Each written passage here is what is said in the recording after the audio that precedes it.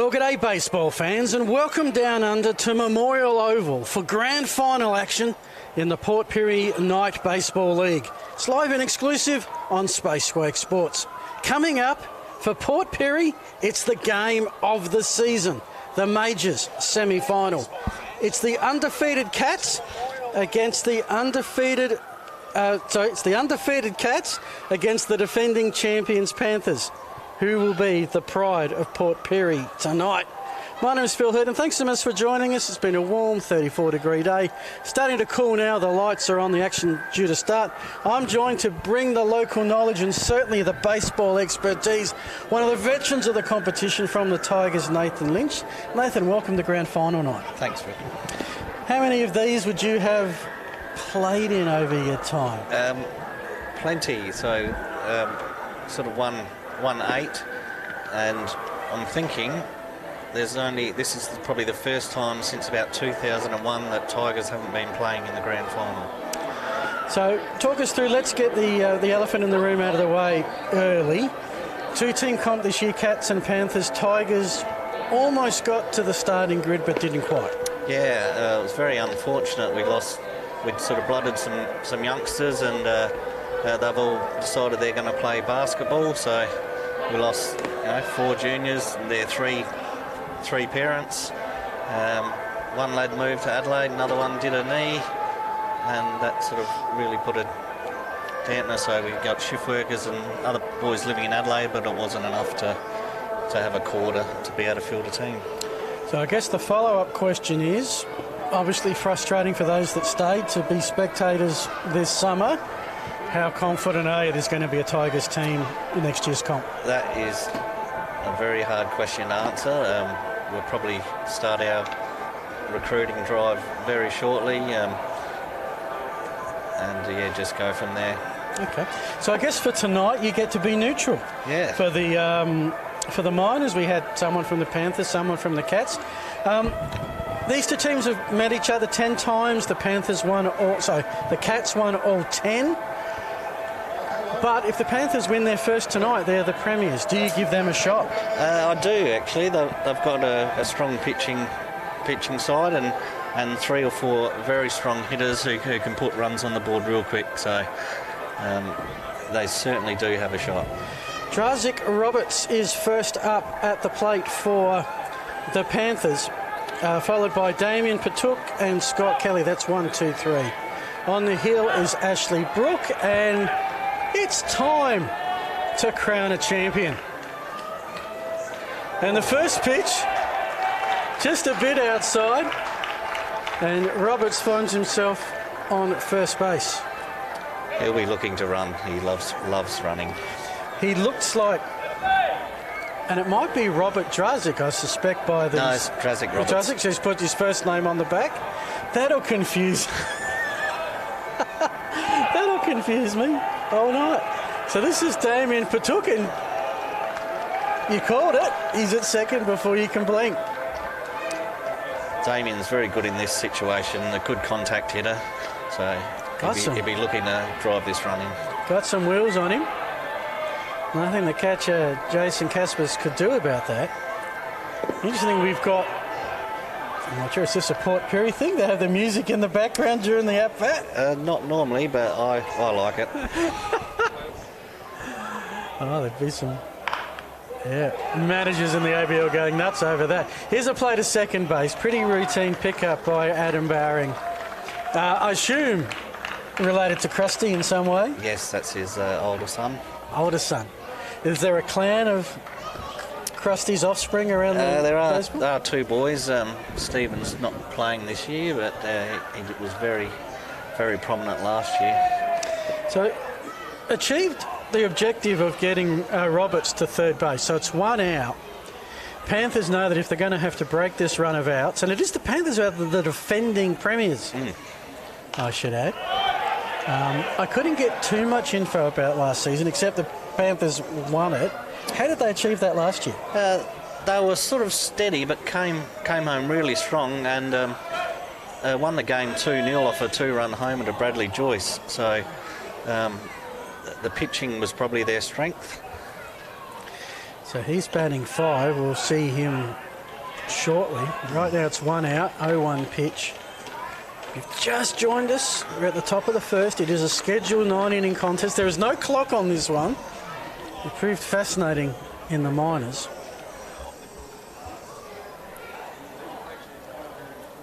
Ooh. And that's the second hit by pitch. Bat thrown away in disgust. In your time, if someone gets collected, I think it happens a reasonable amount at this level.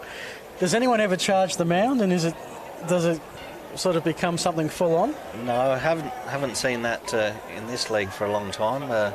It's normally some sliding into second or other plays or into home that more cause the fracas. Okay, so there have been fracas, but not for getting collected at the plate. No.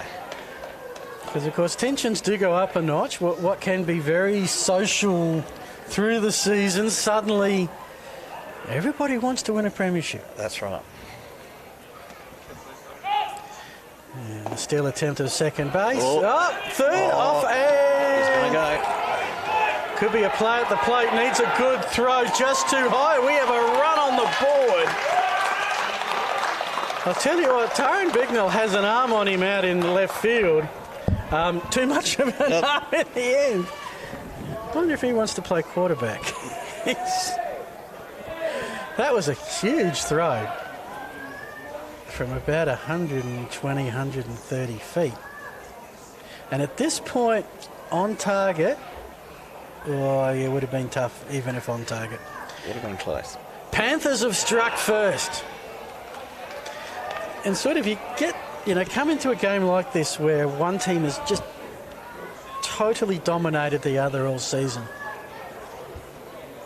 Oh, Nice hit, and that's going to drop, and the one-run lead is doubled. Dale Kenyon, an RBI single to left, 2-0 Panthers. That's Scott Kelly who just scored. I am learning that these games do go at a fast rate of knots. A lot happens. Yeah, things happen real quick. And here's your hero. You mentioned from last year, Bradley Joyce. A 2-run home was really, dare I say it, put the cats amongst the pigeons. So Bradley's a very patient batter.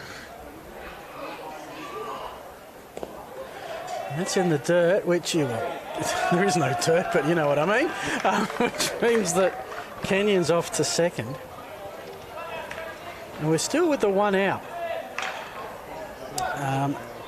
Just the one hit. Couple of hit by pitches, some aggressive base running, not quite matched by the sublime fielding needed to extinguish it. As Joyce swings through, and there's another loose throw, but it's just Kenyon on the base pass right now at second, 1 out. Was speaking to Don Patterson, who joined me for the first half of the minors, and I said, what have the Panthers got to do to win? And he said they've got to score runs. The offence lacks a little bit. Well, they'd be happy with this. Yeah, this is an ideal start for them. Still got a bit of strength in the batting lineup to come, so they could really put some runs on the board here.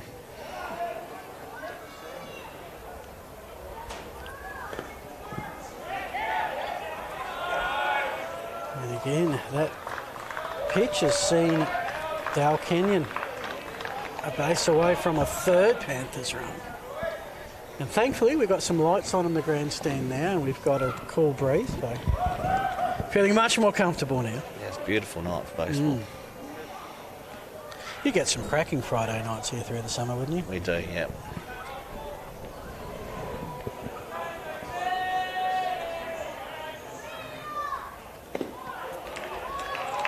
And that's the first walk. So third free base courtesy of the pitcher.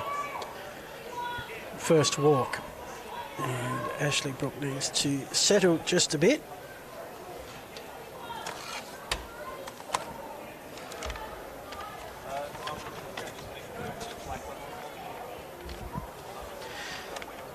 So here's the coach. So who is the coach for the Cats? Troy Harrison. Of course. Who's also involved with the White. So he's had to He's on double duty. He's also down as one of the pitchers. Yes, no doubt he will come on at some stage.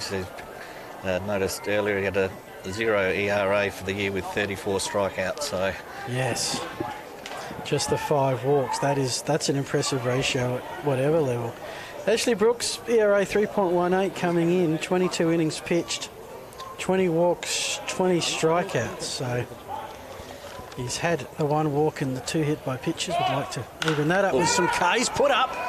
That's high. And it's caught.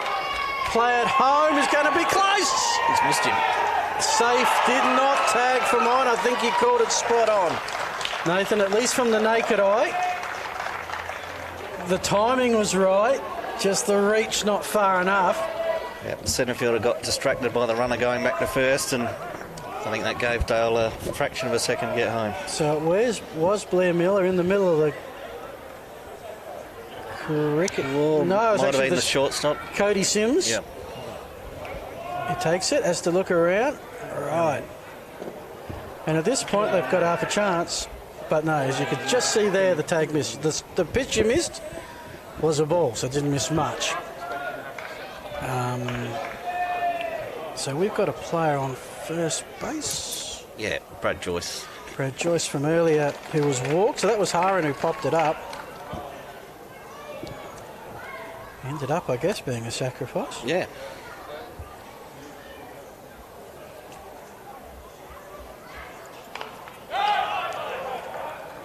So 4 Panthers have got on base top of the first, and the first 3 have scored. Joyce at first, 2 out on the... I love your scoreboard. That's impressive.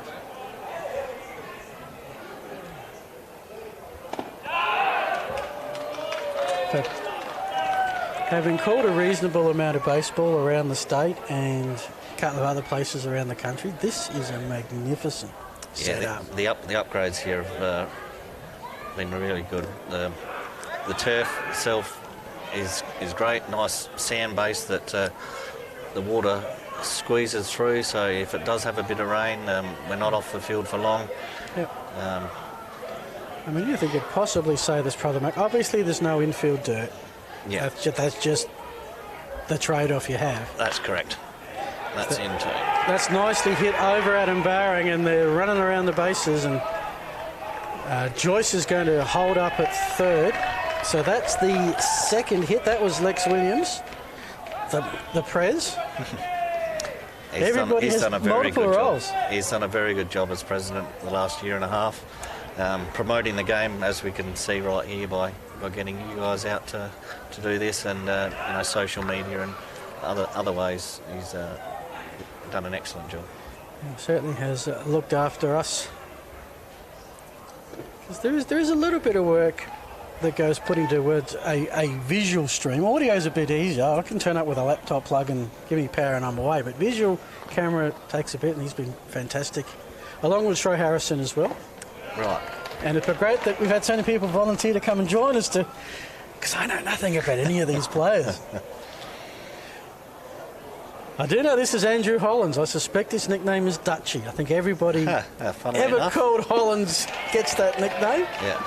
So Dutchie's East Torrens Red Sox. His family are quite ingrained in there, and he's come down here for work in the last couple of years, and it was a vital part of their win last year, coming on in relief and pitching 6 or 7 innings, I think. He can really set them up if he can find a hit here. I think the pitcher's got to focus here. Batting's not Andrew's strong suit, so... And he's proved me wrong straight away. Well done. Oh, but I'll tell you what, the hit was good, but the centre field play by Blair Miller was even better. That was a cracking play to end the top of the first, and we've got ourselves a ball game. Yeah, not easy to go back on that angle and track it down. So Friday night, you would have you mentioned that in your earlier playing days as a youngster, but you still look a young man. The beard does wonders for you.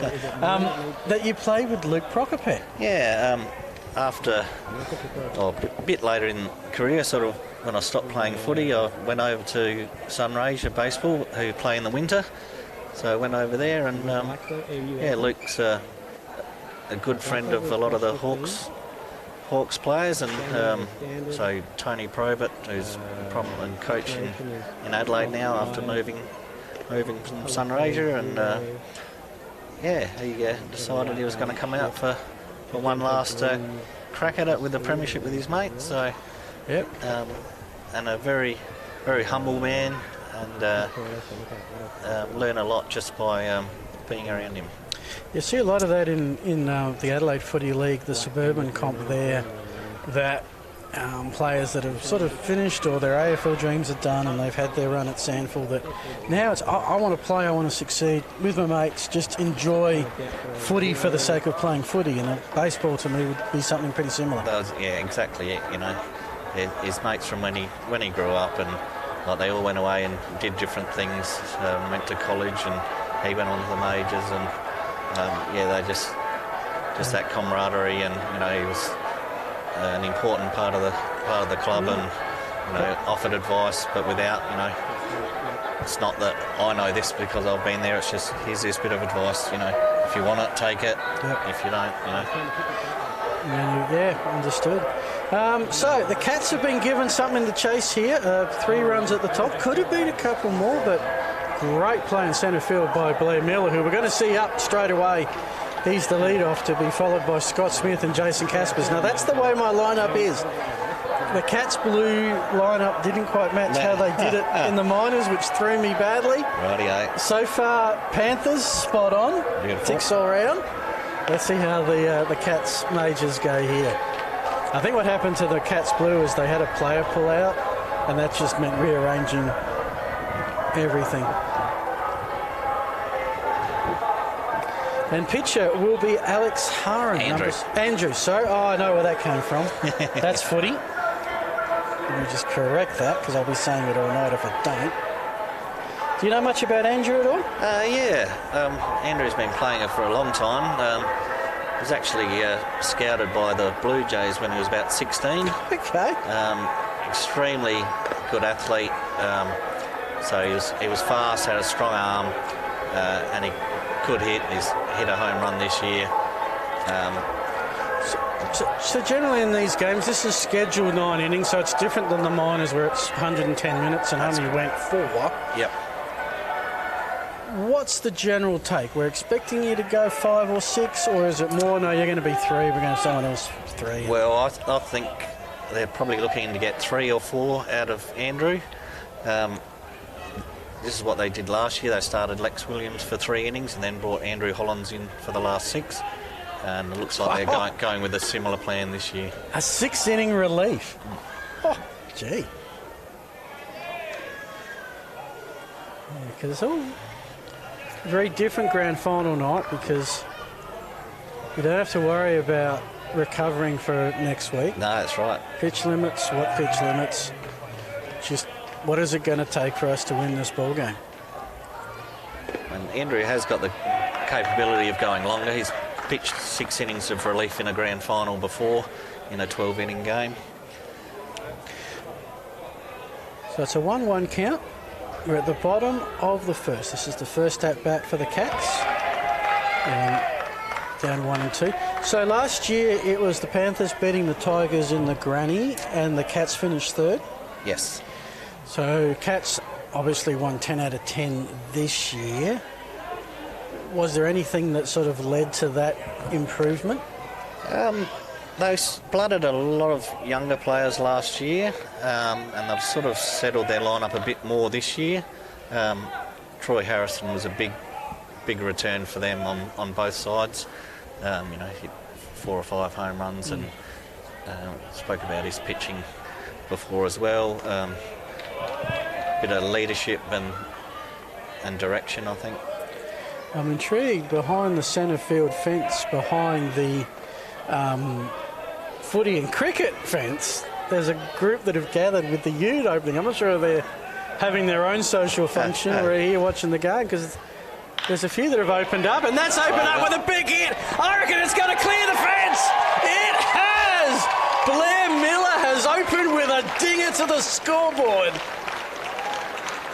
And that 3-run deficit has been reduced by 1.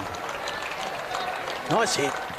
Blair seems to like grand final nights. I'm not sure whether he hit 2 or 3 home runs in the B grade grand final last year. Well, I was looking through the stats, and I don't know the stats for all the teams, and so ones I looked at, home runs really weren't, there weren't a lot of them. No. I think Blair hit 1, Andrew Haran and Troy Harrison got the majority of them. Yeah, that was hit. That was well over the fence.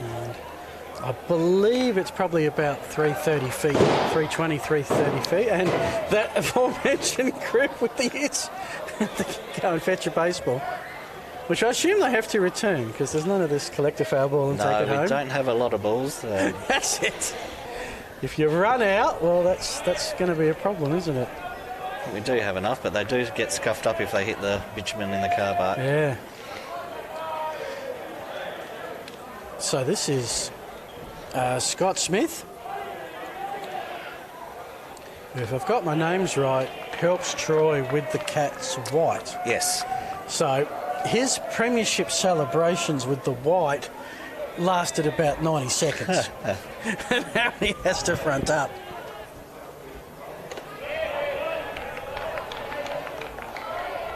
I'm sure they'll all celebrate. Scott's finding himself in a bit of a different role now, playing the outfield. He was a key part of their 5 premierships throughout the 2000s as a pitcher. So I saw a lot of the premiers in the early days, 1960 to about 2005, and some names that sort of aren't there anymore: Port Augusta, Whyalla, Pirates, Crystal Brook. Woomera was the one that intrigued me. It was around the same time as we had a Woomera team in the SA Gridiron comp. Anyway, I suspect by the speed of that was a drop third strike. Either that or he's really enthusiastic. I think there's more the enthusiasm. Okay, fair enough. Just he took off like, I might, let's have a look at this. It was pretty low. I always say, always hustle.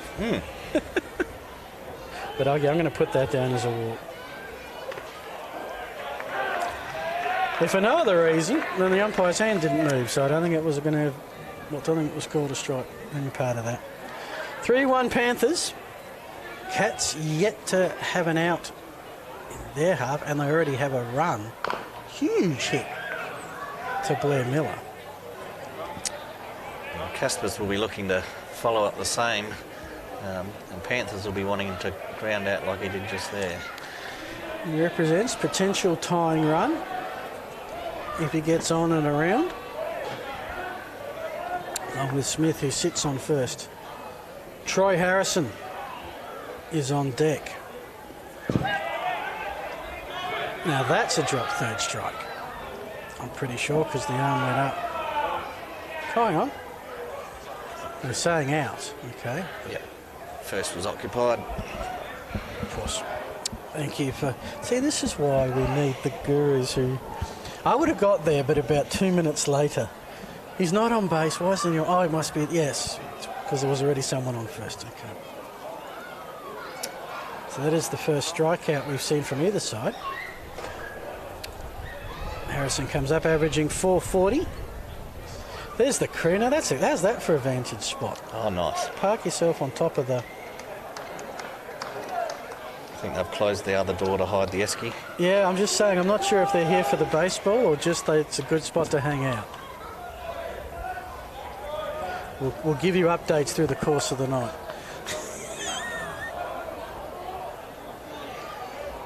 Troy has power to all fields. I was about to say, he looks like he could smash that over the wheat silos. That's a heck of a background, by the way. That is. Especially with a bit of setting sun there, get a bit of... Yeah, it turns a sort of a shade of orangey cream. 1-0 count, 1 out. 3-1 lead to the underdogs.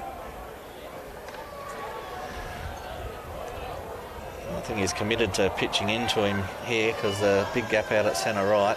Troy will exploit that if he goes away. It's hard to tell if it's a shift on or not because of that player because of Scott Smith at second. The shortstop is naturally shifted towards second base. You wouldn't see a lot of shifts here, I wouldn't have. Not so much now. A couple of the lefties we used to put quite a big shift on.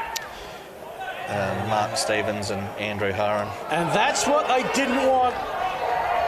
The wide throw. Cats have got their second one-run ball game. Scott Smith crosses the plate. You know, Troy Harrison saying, I got no one to bring home now.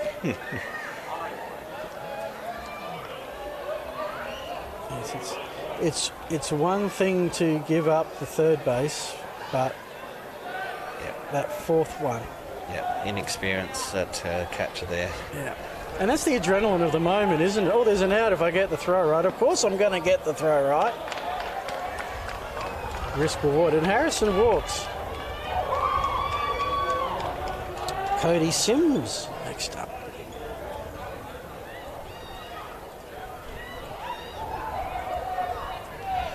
So if you've joined us recently, the Miners Grand Final was a lovely ding-dong affair of momentum shifts.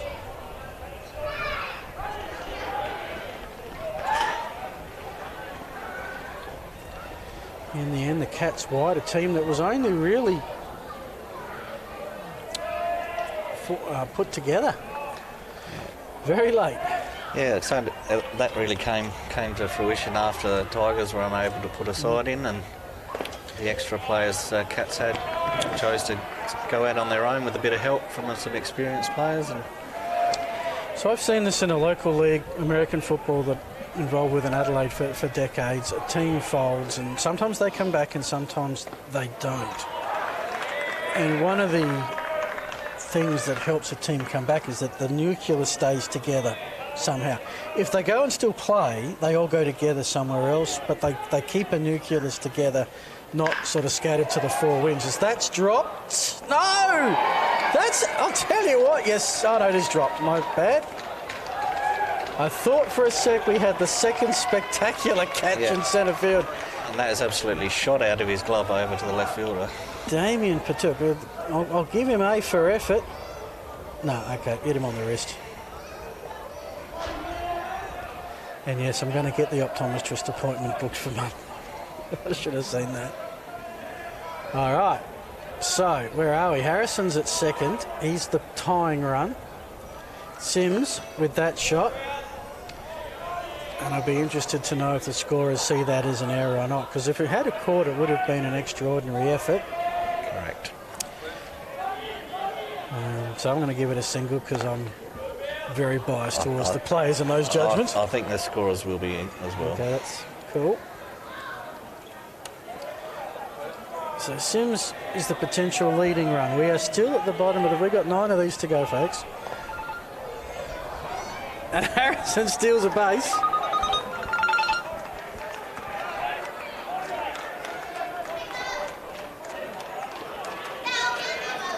So the Panthers threw the first punch. The Cats are now throwing one right back at them. Andrew Hurren has to find an out here. Got a vacant first base, so double play technically possible, but it'd be a rare one. Line drive to third, step on the base. Okay, yeah, that would cover it. Oh. Instead, it's a walk, which loads them up, and Harrison, I think, would need a fair bit of encouraging before charging down the third baseline. So that's walk number 3. That was Adam Bowring. And we go to Taran Bignell.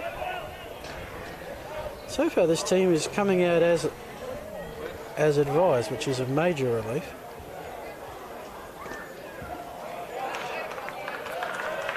Takes the first pitch.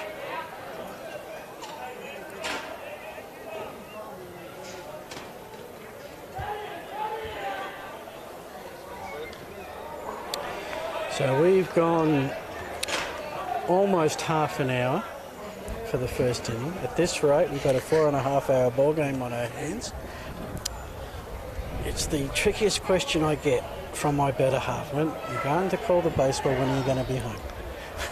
Yeah, we've had some late ones here. 8:30 start will do that. Yeah, we had 12 inning game and a 14 inning game. Oh my goodness.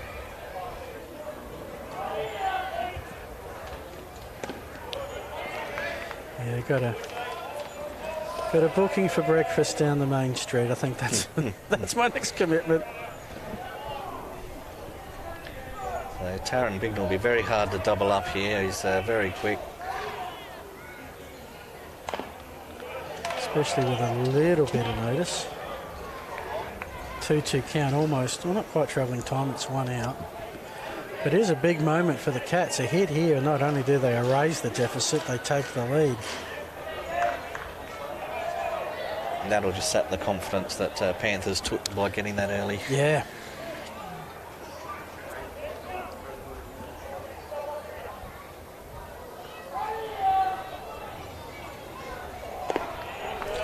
I mean, the average winning margin of their 10 encounters is 7.3 runs. The first 5, it was over 10. The last 5, it was just over 5. And the last 3, it was actually just over 3. So, as we've got a run walked in, and this ball game is tied. Yeah, Panthers certainly didn't field their best sides earlier in the year. At times they struggled to field a side at all, but managed to at least And I mean, have that occur. Because life happens, doesn't it? Correct. Summer, I asked Don Patterson, how long do you get for a break for Christmas? He said, I don't know, I was away fishing. So that always plays havoc with it as well, summer sports. Yeah, this year they only had the 1 week, but the crowd was very good. They actually played between Christmas and New Year and got a very good crowd. Yeah, well, maybe because there was no other sport on. That's right. Yeah. If you weren't away, you were here. Cracking hit. That's going to hit the left fielder corner. That's going to bring 2 runs. And the Cats down by 3, lead by 2. As Sims and Bowring both score. And there's still 2 on. And this second out is just proving problematic. The last, well, they're going to bat around.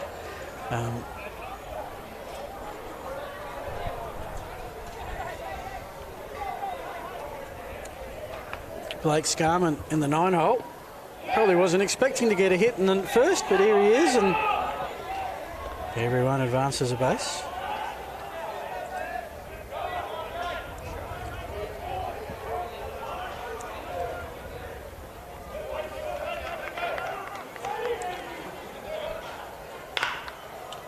A bouncer, too short. Williams, the Prez, to home! Oh. Well, that is a different way to try and force the dislodgement of the baseball. Appreciate the creativity, but that is an out. Yes, he fulfilled the slide requirement, but... Don't see too many slides with bounces. Let's have a look at this again. Williams, clean pick up. Good transfer. Accurate throw right where you want it to be. Hip and shoulder. I don't know, was that intentional? High contact? You get 3 weeks of that in the AFL these days. But still out. Well done. Yeah, probably needed to go on contact on that play. By Lenardowitz. So it remains 5-3 Cats. And my scorebook is already in tatters. Because we're still in the first and I'm on my second column.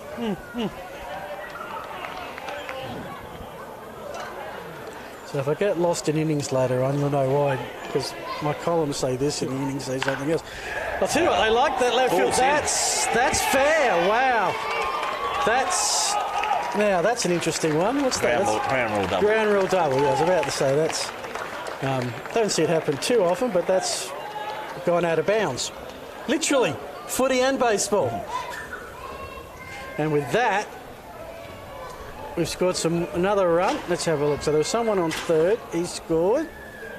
Looked to be a hooking foul to start with, but he got a bit of top spin there and just in. Okay, so there's the run. I think it's just one, so it's now 6-3. So we've had 5 outs and 9 runs. This could be a long night.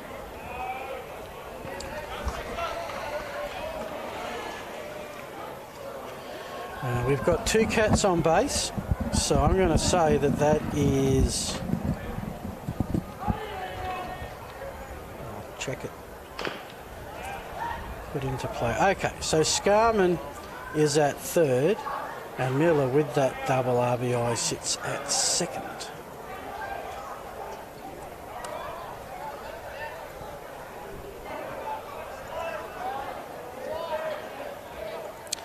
Scott Smith walked. He was the second Panthers run. Blair Miller, by the way, is 2 for 2 with 6 total bases by the bottom of the first.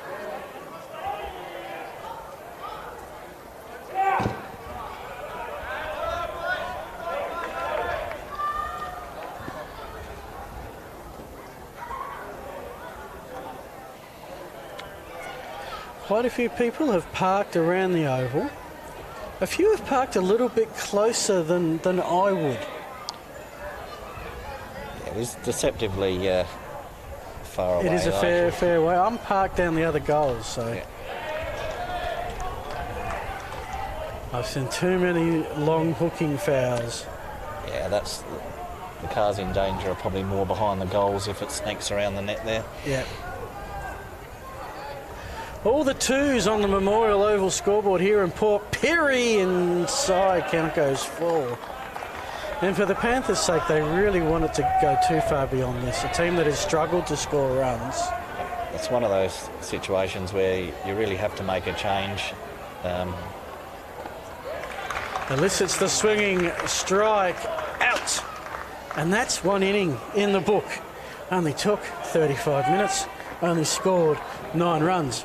Time for a breather. Hope you're enjoying this one on Spacequake Sports.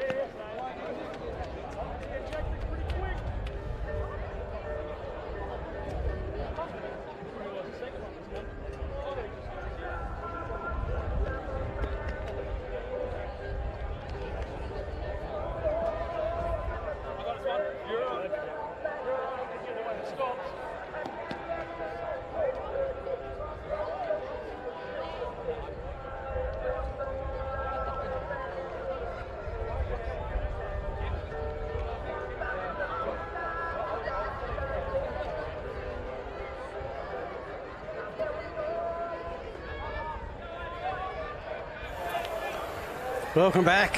Friday night baseball. Coming to you from Port Pirie.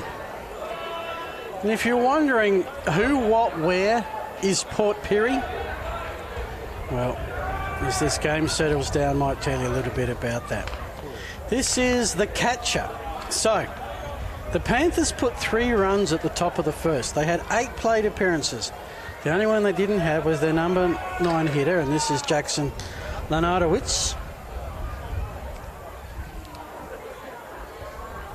As for the Cats, trailing 3-0 at the bottom of the first, they put 11 to the plate and scored 6 runs. Buckle up for a long night at this rate. Oh, and that has collected the young catcher, and just as started the first with Drazik Roberts being hit by a pitch, so do the Panthers have their second inning started with their leadoff hit. And it comes back to Roberts.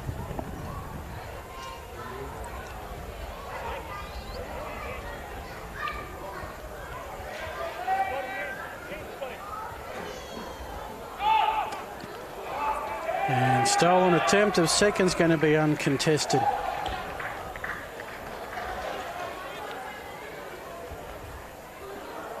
So Nathan Lynch and I talked about a bit off air about how far pitchers can go and the need for at least the Panthers to make a change, and there is another pitcher warming up for the bottom of the second. The other thing with these long innings is not just a case of the fact that the runs are piling on, it's also the fact the pitch count's blowing out.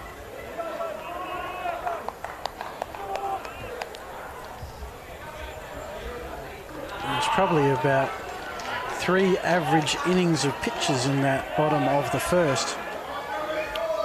Don't have an actual pitch count tonight. We don't have any live electronic scoring of access to us. There's a throw attempt for the third, and the throw is wayward, and for the second time tonight, a wayward throw to pick off leads to another base. I think that's 1 each, although when the Panthers did it, it cost them a run. 1-2 count on Roberts. Sees that one fly past outside, and we've got all the 2s. 2-2 with none out. Panthers trailing by 3.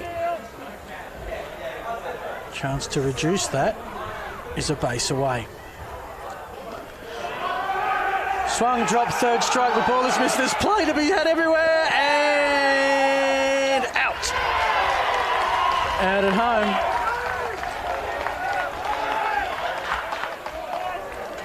So the drop third strike sees Roberts on first, but Lenardowitz we're about to see here on the Spacequake Sports replay. The out to get was at home. And put that one down to Ashley Brook, who was right there ready for.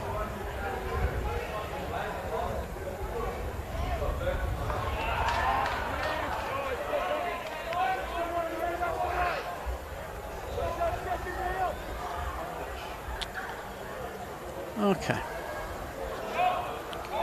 0-1 count, played out to left field, and drops, and over the fence. Yep, so that should be another ground rule double.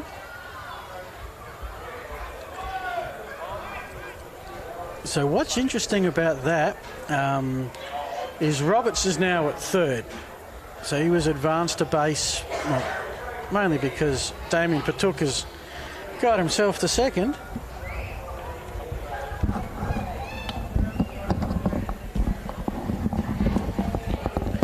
So the potential tying run, Scott Kelly comes to the plate. This game is going, it's not going fast in terms of going through the innings fast, but there's a lot happening in a short period of time. Tried to tie it right there. Didn't he? Tell you what, there seems to be an acreage of space out in left field tonight. This definitely seems to be the locality of choice for the hitters.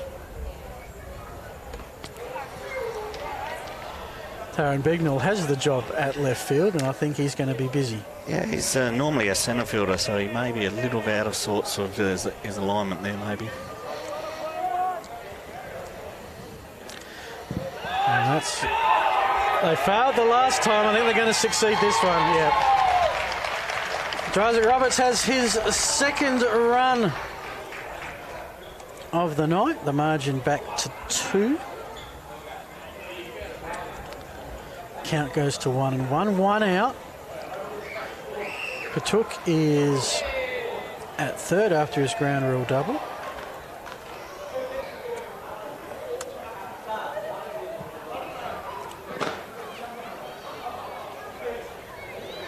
So this inning we've had a hit by pitch, a drop third strike, fielder's choice play at home, a ground rule double. All the stuff you usually see in a scorer's book. For a whole game. Yeah.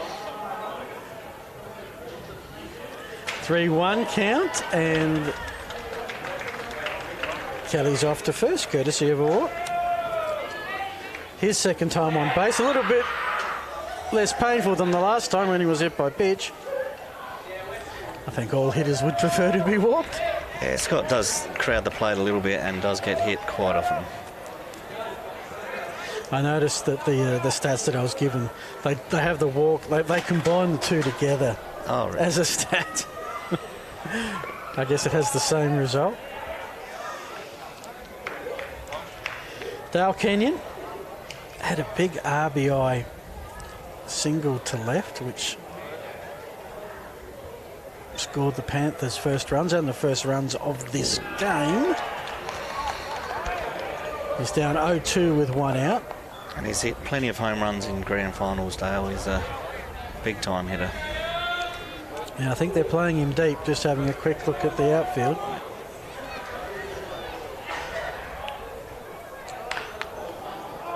That one's up for the crowd to have a crack at, maybe. No, just in front of the dugout.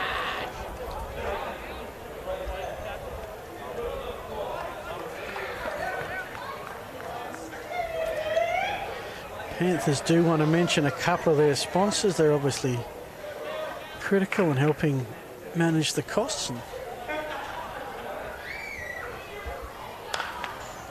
make it an easier way to play, or in certain cases give you a place to go to after games. And Macomb Plumbing and Gas, I hope I said that right, Macomb, yeah. Macomb, okay, thank you, that's why you're here, help me with that.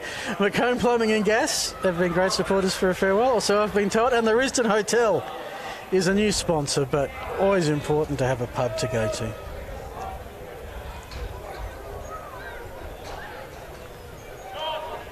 I suspect if they're still open, they might get some patronage a little later tonight. And that missed throw means there's another Panthers run. Oh. It's calling interference. Okay, he's got to go back to third. Okay. So the runner caused interference. It's 1 out. So Patuk didn't cause the interference. He's got to go back to third. And now it's a conference time. So they're saying that Scott Kelly in going to second caused interference with the thrower. That caused the missed throw. It caused the throw not to be caught.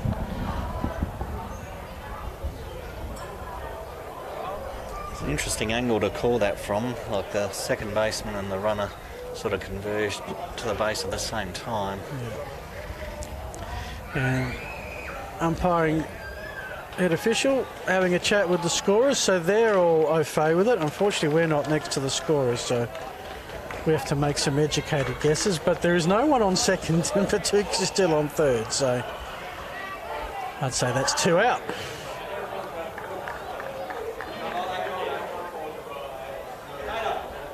Score remains Kelly not particularly impressed. It does say 6-5, and I don't believe that's correct. I think it's back to 6-4. I need to pass the memo back to the scoreboard attendant. Because Lenovis was certainly caught at home. Roberts is the player that scored. That's the 4th run. Patuk, after that pitch, is left stranded at third. So Even though our scoreboard here says 5. Obviously your scoreboard, because Spacequake Sports and Mitchell's on top of everything, has got it 6-4. We'll be back with the bottom of the second. You're watching it live from Memorial Oval here in Port Pirie.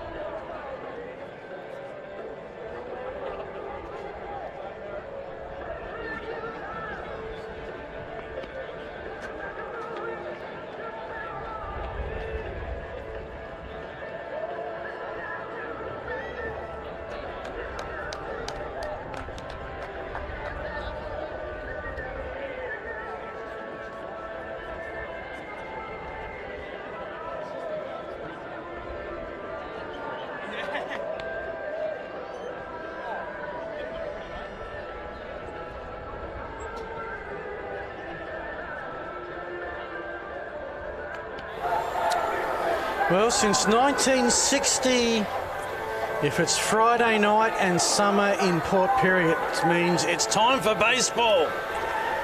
And this is grand final night. Memorial Oval, your magnificent scene here. Hope you're enjoying the shots. Courtesy of Spacequake Sports, we've got the grand final doubleheader. Earlier tonight in the minors, the B grade, it was an all cats affair, cats white, cats blue. And the minor premiers won the minors premiership. I've got to get my head around that. But white 9, blue 5. It was a bit closer than that score indicated. It got as far as the fourth. A fair bit happened in the 110 minutes of gameplay. You're Phil Herden, also with Nathan Lynch. And Nathan, there's been a fair bit that's happened here in just an inning and a half. Yeah, we've covered just about every rule and ruling, and haven't seen a balk yet. No, it's coming. New pitcher for the Panthers. It's the Pres, Rex Williams. As you can see, the centre fielder out there. Oh, no, that's Andrew Haran. So they've moved their field around. Okay. Oh. So Williams was at shortstop. He's now at pitcher. I'm hoping that Patuk is at shortstop. No. Bradley Joyce into shortstop. But took into left? Yes, and Drazic Roberts to right. Okay. This is why I put him on sort of magnets on my laptop. So I just drag him around. Drag him around. Especially, it works really well with Little League. that gets crazy. Jason Caspers was struck out. He was the first out for the Cats. After Blair Miller did a huge home run and Scott Smith had got on, he eventually scored. Wasn't Robinson Caressa. That Cats put 6 runs on the bottom of the first. He's on base for the first time tonight.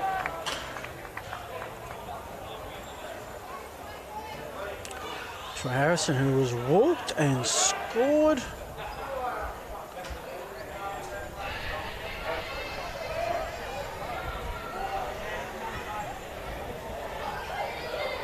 Cats utilising this catch a speed up rule.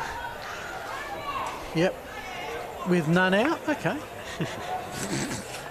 Saving the legs, hey, look, legs of the old man. Anything that speeds it up, I'm not going to complain.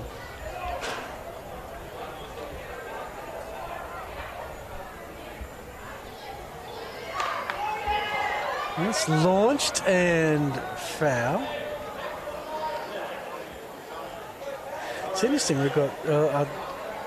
there's a bit of activity around the oval, most of it with baseball, but I think some of the kids here, well, if the lights are on and there's a bit of an oval space here, we'll come round and, I don't know, kick the footy around or whatever they're doing down the... Yeah, normally they'd be riding their scooters around the concrete here, but there's a few too many people for that tonight. That's not going to work. Too many cars in the car park, I think.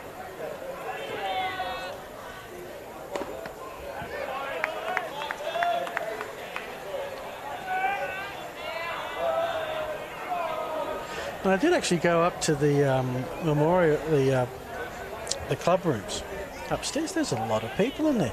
Yep. Not sure they're all baseball people, but all having a meal and the function centre's been open every Friday night this year, so some of the players have got a meal after the game and came back down and watched and had a drink and. Yep. That's a big hit. Is it big enough? Oh, fuck yeah, forget about it. Troy Harrison throws the bat and says, watch that one fly. Second home run hit by the Cats, the first for Harrison tonight. It's a 2-run jack. And with none out at the bottom of the second, it's already 8-4. That was hit, and I suspect, Nathan, it's still going. It didn't quite make it to the outer fence there, but quite deep, especially for hit to dead centre. Yeah, dead centre, you've got to... There are never any cheapies to dead centre, are there? You might occasionally get a wind that might help you a bit left and a bit right, but if you're going to hit it straight that way, good luck. Look forward to seeing that come up on the Space Quake Sports replay. Now, score, I should add, I do need to correct myself. I said it was 8-4.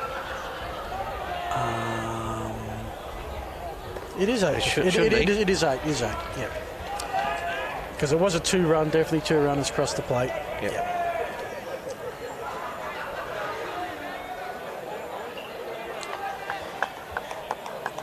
Cody Sims, what can he do after that?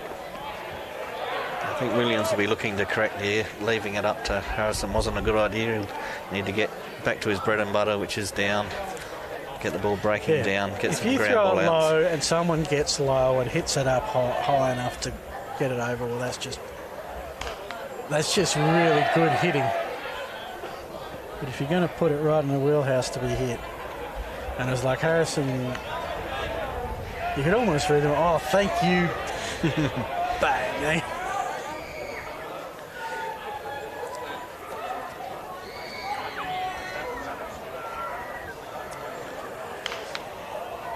So that's actually, is that the president, is that the secretary of the league who just hit the president of the league for a home run? Oh, good question. I don't know whether, I haven't been involved on that side of it because this year. Troy, I've been dealing with Troy through the week, so he's got some league role. Right, okay. He's been feeding other Cats or otherwise, maybe it was the Cats, I don't know.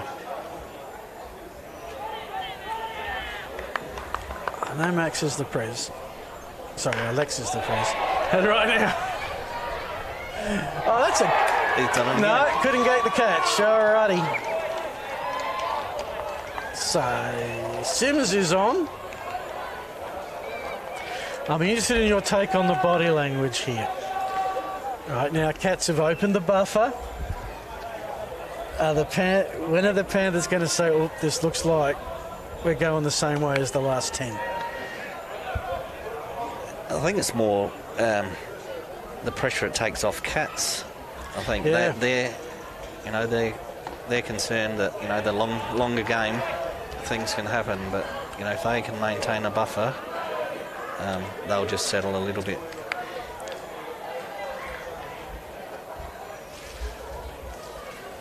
Adam Barry walked and scored in the first.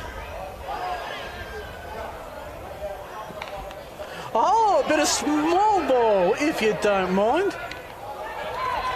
And if the aim was to advance the runner, mission accomplished. It's like it's a tight one-run ball game in a low-scoring contest.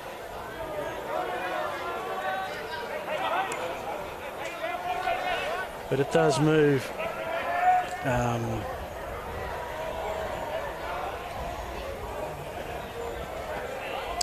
Sims to second.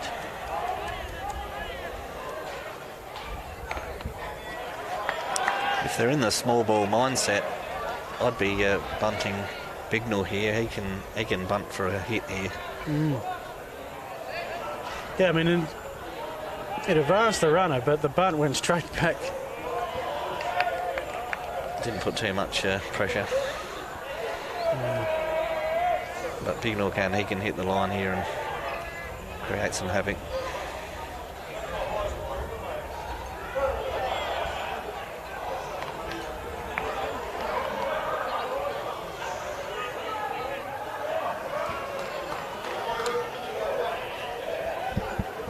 So 1-2 count with one out. Runner at second. So again, double play possible.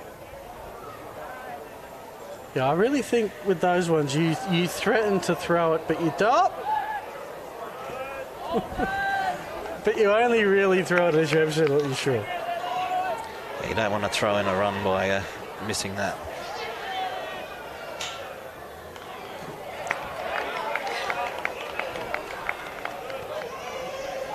Should add that we had some award winners announced between the games. I've had this under embargo. I got this under lock and key before the minors started, so I'll have to share a few. We'll start with the minors as this game rolls along. So the B grade. Great location. He got a strike. Yeah. All right. So that's 2 out. Can they keep this to 4 runs? Colleague of mine that I started calling Adelaide bite games with 9 years ago. A gentleman called Fraser Fife, young lad. Now works for the ABC in Melbourne, so I'd like to take credit for helping his development. He, why not? Gone from doing bite baseball games to Grand Prix and Australian Open and other such minor sporting events. He had a thing called slammable, as that's a hit and that's a misfield. That should be another. No, they don't for real. He says, every extra run obviously makes a difference, but the biggest one is going from 4 to 5. Because if you lead by 5, you can have a terrible situation where you load the bases and they grand slam it, and you're still going to be in front. Correct. And we're at that point right now. The margin is 4. A 5-run lead is standing at third base. Blake Scarman, the number 9 hitter, who's getting his second at-bat in the second. That's an interesting call to hold the runner at third, but as the fielder looked like he was about to field it, ready to come into his throwing motion. Heck of a long way to bring it back. Yeah. I mean, no disrespect. It would take an elite fielder and an elite linkage to get that out in that situation.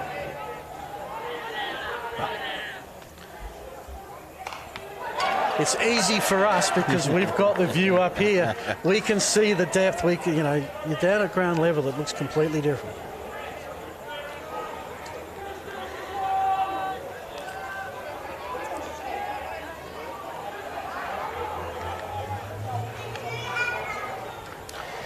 So that was Rob Anderson, by the way, here to right. He's at first base. My eyes, to be honest, are on Cody Sims, who sits at third.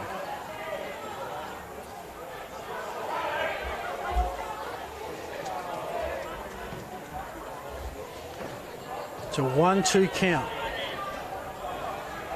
Swing and a miss. Steal of second becomes irrelevant. And after giving up a couple, well, it's better than giving up 6 in the first.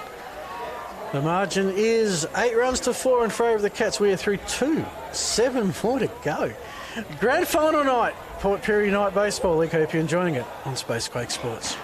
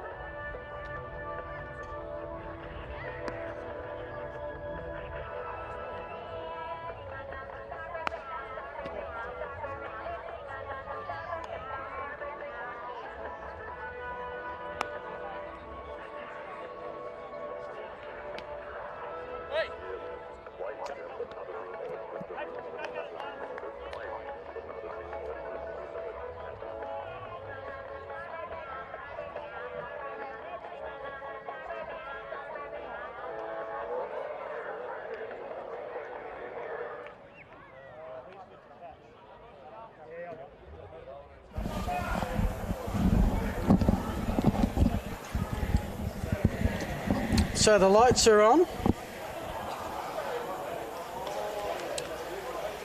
And the Cats, who got a bit of a surprise at the top of the first, down 3-0, have worked their way well and truly back into the contest. Lead 8-4 as we head to the top of the third.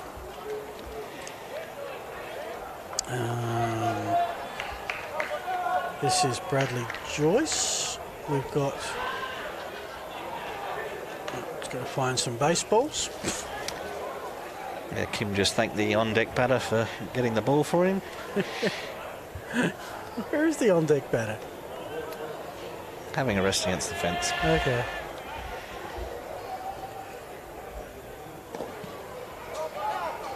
So this is Bradley Joyce, who was walked in the first. It's his second at bat. Both innings for the Panthers. The leadoff person has been hit by pitch. Hoping for Bradley's sake that it doesn't become a hat-trick.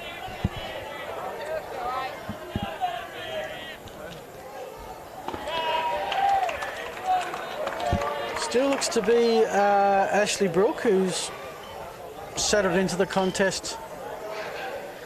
A couple of early hit by pitches. He's had 3 of those, 2 walks. Make that 3 walks. And for the third straight inning, the Panthers have the lead off on. Oh, you want another spell?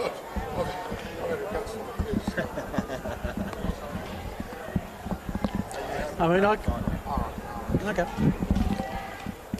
We're just managing our special comments roster live on air. Yes. So now we've got a lefty, and that's a hit. Alex Haran put a whole lot of bat into that. Almost sounded like a slightly broken, but went a long way, and the bat's in one piece, so maybe not. It's got quite a heavy piece of wood there, and makes a bit of a difference now. So here we go, 2 on, none out. In a low score run scoring, you think this is a really good chance to get a run, but you're trailing by 4, so 1 is not what you're looking for. But a good start for the Panthers here.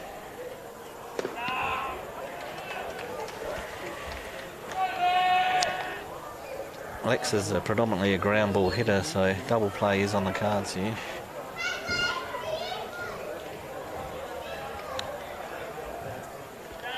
Yeah, that Adam Barring is moving all over the shop at second base at the moment, so get the timing right, you could have a pretty big gap there to hit, like right now. 1-2 is the count.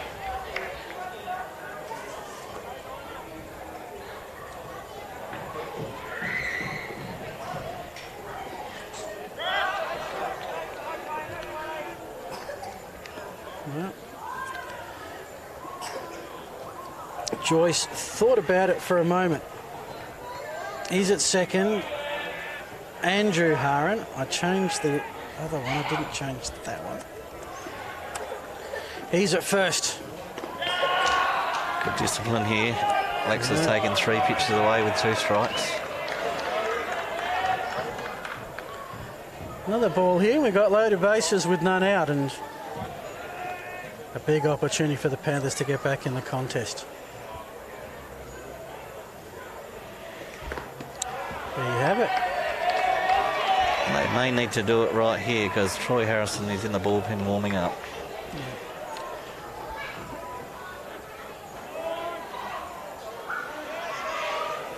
Well, the good thing about a 4-run buffer is normally you get a little bit of warning before you're in trouble.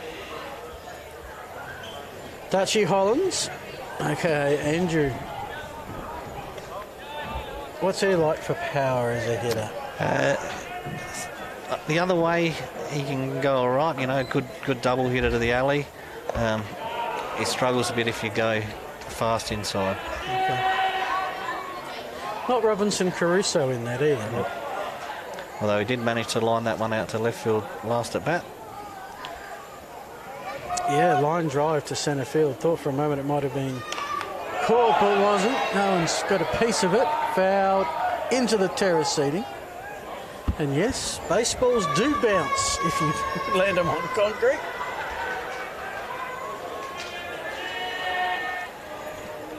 And good to see returned by the crowd.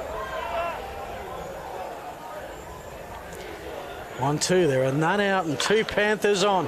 Put into play for Sims. Right through Sims. 1 run is scored. 2 runs are gonna score. And the deficit has just been halved.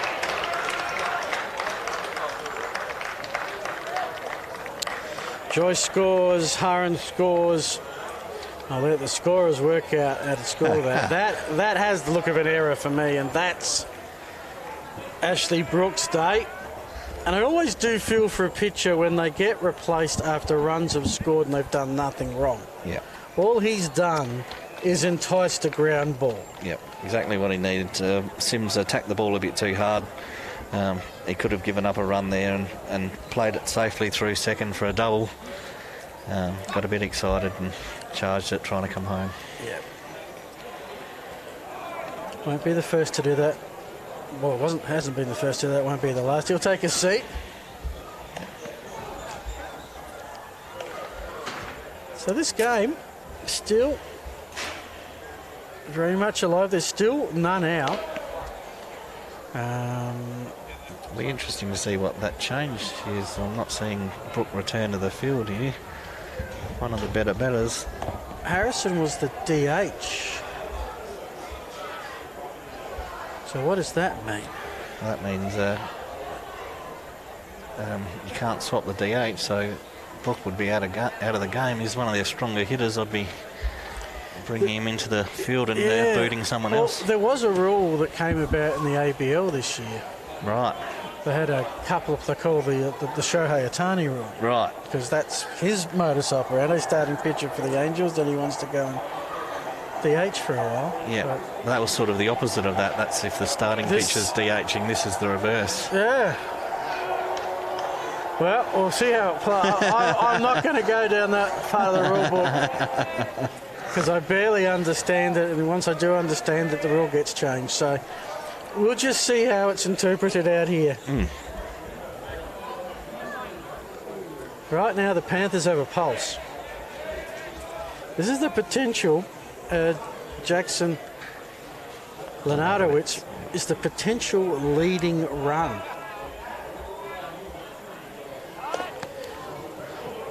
The Prez, Lex Williams, is at second base, and Dutchy Andrew Hollins is at first. None out. 2 runs have scored thus far.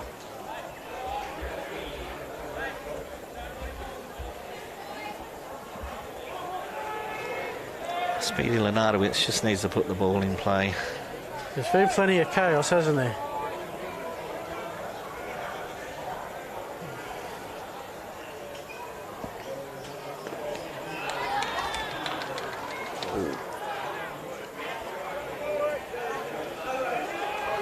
So count remains 1-1. Well, count goes to 1-1 with 2 on and none out. And 2 runs already in the book in this top of the third. That's a boy. Put into play. Harrison's got to throw a strike, which he does. So that's the first out. Everybody advances. Great work by Lenardowitz, because that was the intention. Move the runners along, and now with 1 out, there are 2 Panthers in scoring position, including the potential tying run in Dutchy Hollins at second base. Watch this throw, though. And that was close. That was close.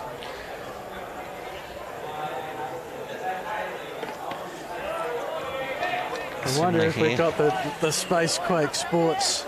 It was close. We'll set Mitchell a task. Earnswell, producer.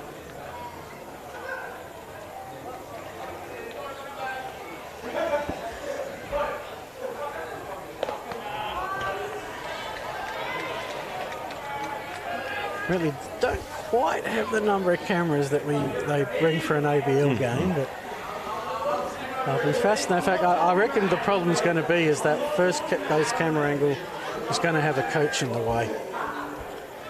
So that could be interesting. Anyway, out is the call. What's important right now is how this at-bat travels. Yeah, the Cats infielder playing pretty much in here, which could be interesting to see how whose advantage that is. Yeah. Drazik Roberts, who's been on twice and scored twice. Third plate appearance in the third inning. Oh. Yeah. Told you they'd catch it. 2-2 count, 1 out.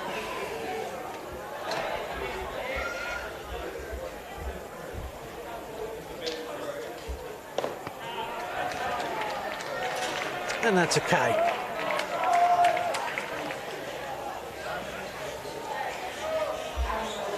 So the problem is everything the Panthers do, the Cats double. 3 in the first, responded with 6. 1 in the second, responded with 2. They really need a couple of extra runs here. And I should add it's now 2 out.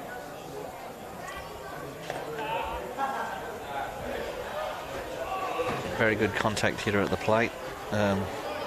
With Harrison's extra speed, he could put a real dent in the ball here. Damien Patuk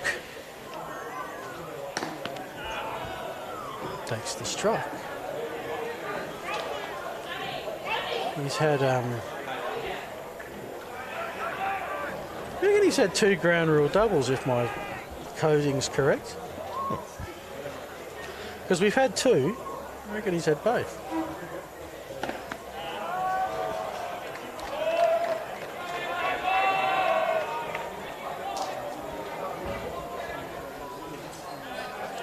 1-2 with 2 out. So Harrison a strike away from keeping the damage this inning to just 2 runs.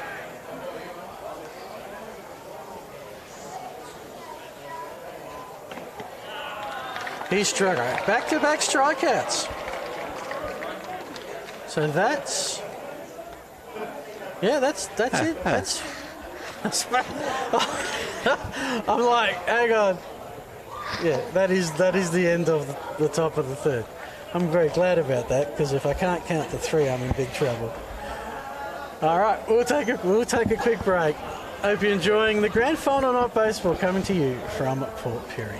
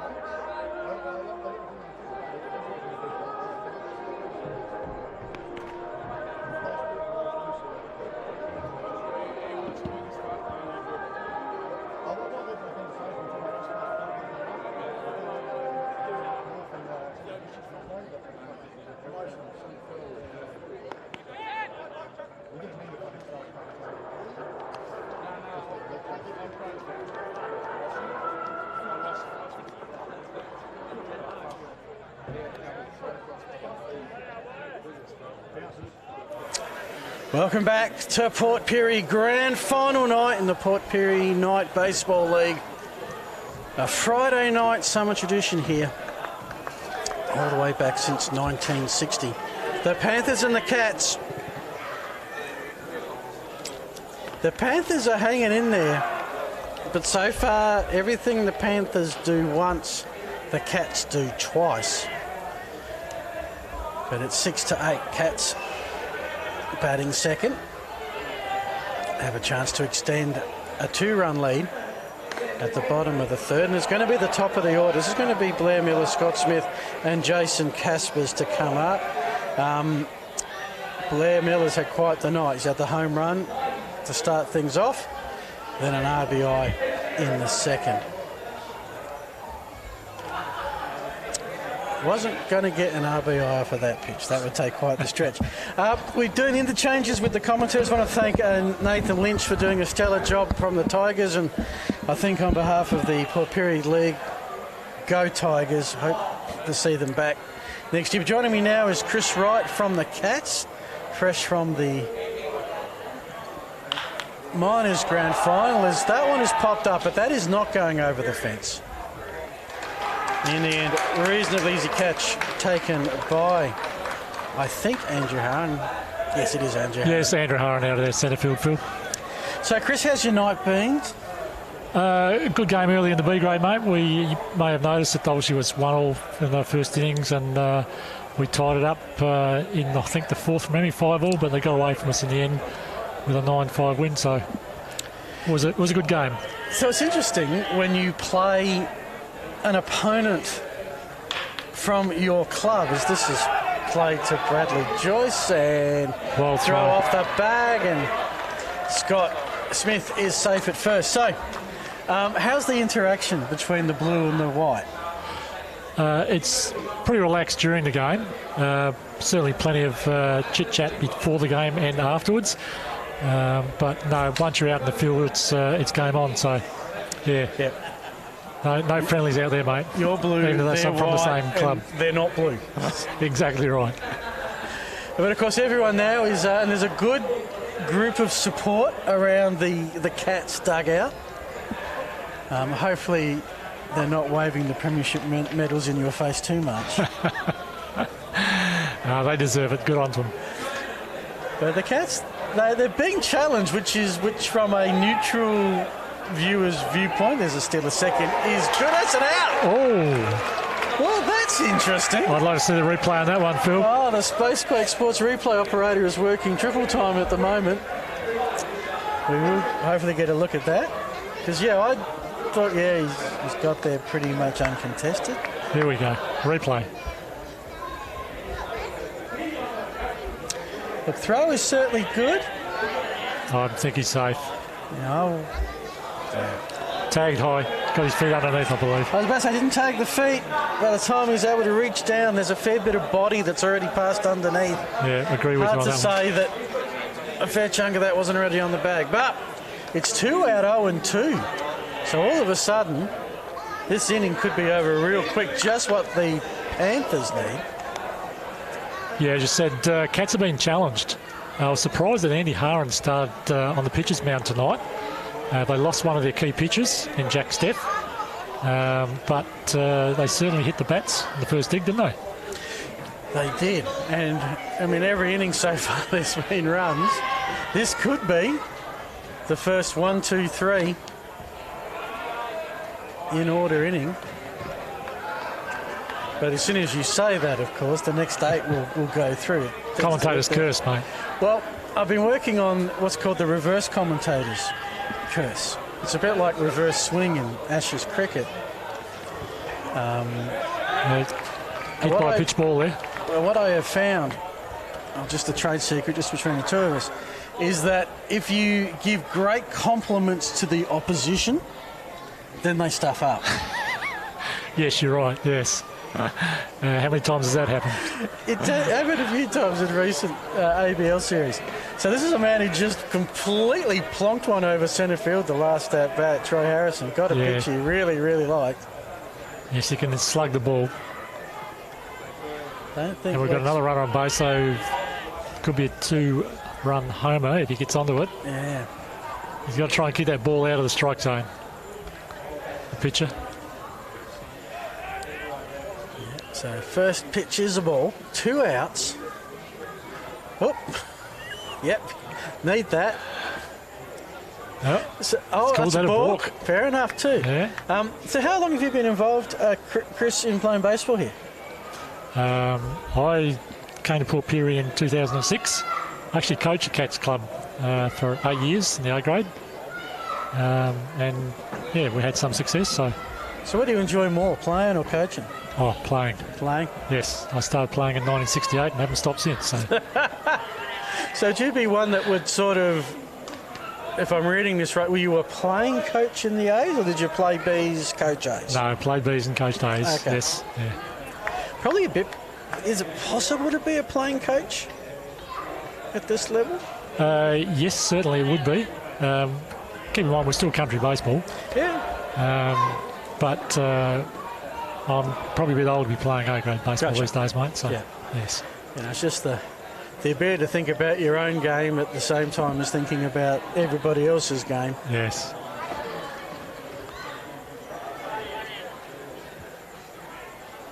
No, he was looking for that one. So you've seen the Cats now. If I've got my history right, Cats weren't in the grand final last year. It was Panthers beating the Tigers, and the That's Cats correct. were the team that missed out. Yes, This year, 2-team comp, Cats have won every game against the Panthers. that's correct. Yes. What's been the difference, do you think, at the A grade level? between the two clubs. Oh, the Cats' improvement. Is it the Panthers have dropped a bit, or the Cats have improved, or they've got a player? Cats have been pretty consistent all year. I think you find that there's been a big improvement tonight from Panthers, even though they're lacking probably one of their key players, and that's a pitcher as well. I was quite surprised that Panthers were able to put 3 runs on the board in the first innings. Set the tone for the night. And you notice as soon as we talked about a quick 1, 2, 3, 2 are on. Yes. So as this game progresses, and it looks like it's going to be a long night, which means a lot of pitches, which means a lot of pitchers. Who's got the depth if there's going to their 4th or 5th in the 8th or 9th? Look, I think Troy Harrison can certainly go full 9, maybe 10, 11 if need be. Yeah. Panthers will be looking at Andrew Hollins at third base. His key pitcher plays Division 2 down in Adelaide as well. So he'd be the next one in. Lex Williams has caused some trouble with the Cats batters over recent seasons, so don't be surprised if he is able to hold them for a couple of digs at least. Yeah, so it seems to be conceding runs is not the problem, it's just keeping them to low numbers. That there's going to be players on base, there's going to be bases stolen, there's going to be... There we go. Some chaos on the bases. That's 2-2, all the 2s. Really wants that third strike, and keeping the, if he can, the Cats will be the first team to go through half an inning scores. It's almost like breaking serve in some weird way in tennis. Good comparison. There we go. Full count. Full count. And it's 2 Cats in scoring position. So this is a moment where a lot can happen. A hit, it's a 4-run ball game. A strike remains at 2. It's a play out to centre field. I think it's going to drop. It dropped short. And with that, it's a 2 RBI hit. Andrew Haran, who's still on his haunches, I should add. That is not the easiest part of the diamond to field. You called it well, Phil. You said potentially a 2-run innings, and there they have. They scored 2 more runs. But you're right, that ball dropped short, and it's on the cricket pitch, which is very difficult to field out there because it is quite a smooth, slippery surface as well. Don't think he ever got a glove to it. Good coverage work by Roberts, but by then damage done, 2 runs, and the bases were cleared, of course. Sims, with that hit, sits at second base. So now it's 10-6. Any hope that the Panthers had of reducing the margin in this third are gone. Now it's keeping it to 4. With Nathan just before, Chris was talking about the difference between a 4-run margin and a 5-run. The slammable. That, you know, if you lead by 4 and you can load the bases a hit, okay. But if you're 5, that can happen and you still got your lead. Yep. And you're potentially going to get your 5th run here as well. Adam Bowring is a very good batter, and you've got a runner at second in scoring position. So, Adam, we got Krusty joining us a little bit later. How far has the apple fallen from the tree? I think it was a very good apple that fell from the tree, mate. Okay. State junior baseball in his days. He's working away these days up in the mining industry, but has put on a bit of weight as a result, unfortunately, but still a quality player. So does that mean he's based here, Mines comes back? Or? That's right, yes. That's a fair commitment. And of course, those kind of jobs, and that's the way the modern workforce is in country towns in a lot of places, plays havoc with regular scheduled sport. Yep, and not always available week in, week out. Now here's a pop fly to second, and he's taken Held. Well done, Scott Kelly at second base for Panthers. That is a big out. Keeps the margin to 4. Yep, they needed that one. We've gone through 3. A third of the ball game. This grand final is in the book as we have a look at this. Going back, back, back. He's not sure if he's going to step on the cricket pitch. He's not sure if that bloke behind is going to get in the way. That's a great effort. Yep.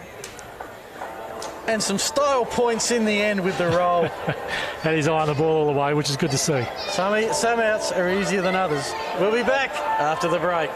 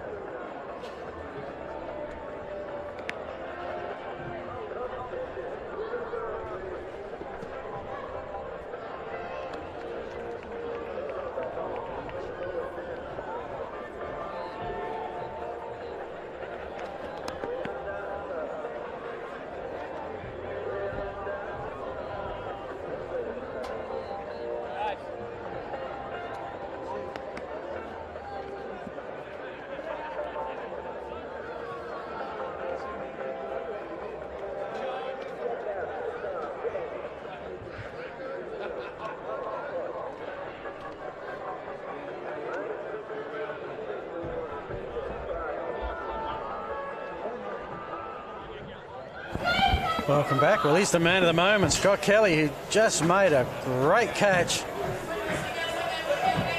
to give the Panthers a slight piece of momentum to end that innings is at the plate. And one thing about the Panthers is they have got the lead off on every inning.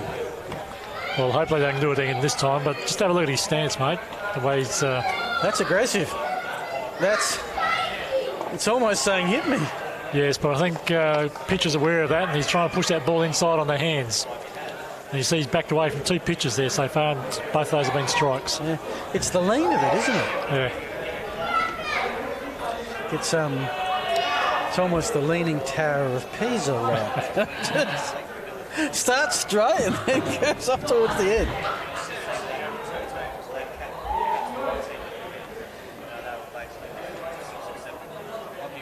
Okay, so we do apologise. Oh, yeah. That one off. Okay, well, we know what the foul poles are made of. We do apologise, we're not giving you much from the centre field camera. There is a reason. The centre field camera has the centre fielder standing pretty much in front of it, and we don't quite have the height. There you go. You can see it's a pretty narrow window to squeeze into. I think that's Blair Miller. That's him. So between Blair and Troy, there's not much room in between, is there? Strike zone. We'll do our best. There we go. Strike 3. Okay, so there's the first out.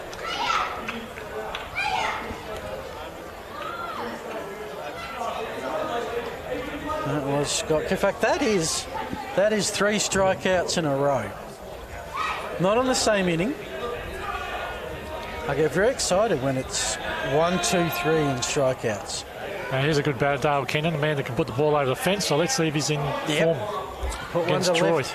RBI got the scoring rolling for the Panthers in the first.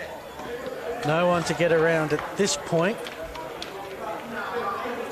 But that is the first time the Panthers have had their leadoff man not get on base. So we wait to see who can shut down the bats the first. Ooh. Dale's going for that one. That didn't sound too good. Just wondering what that ricocheted off. Probably the catcher's mask, I suspect. I think so. I think he's awake now after that one. Yeah. Yes. Combined with that very sharp hitting of the foul pole earlier, I think everyone's awake. And it does show what I do like. One element of the sport I always enjoy seeing is there is a special camaraderie between catcher and umpire. because they both have to put up with whatever comes in their general direction. Yes, the catch will always try and foster a relationship with the umpire. Yeah. I mean, there is a bit of gamesmanship in there, but also there's a bit of respect that, oh, yeah, right, that right flush. Yeah. The cat and mouse going on here at the moment, Phil, between batter and pitcher.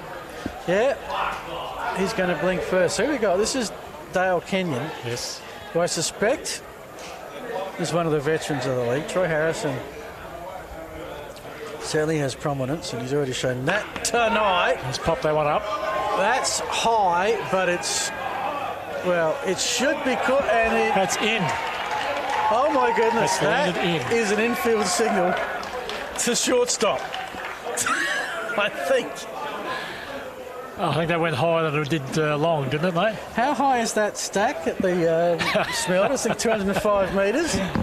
That gave it a run for its money, I think. Indeed, yeah. Okay, so didn't get the lead off on, but they got the next one. Now, Bradley Joyce, last year's grand final, struck out first 3 times at bat. Okay. And then in the 10th innings, put the ball over the fence for two-run homer to win the game. Was it a walk-off or just put him in front? No, just put him in front. They had to hold him out, but yeah, he won the game from last year. Yeah, that's it may not be your day, but it can be your moment, and that was the moment.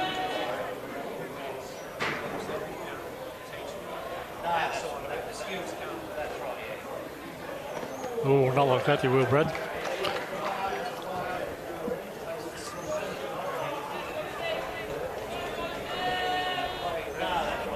So field looks traditionally set.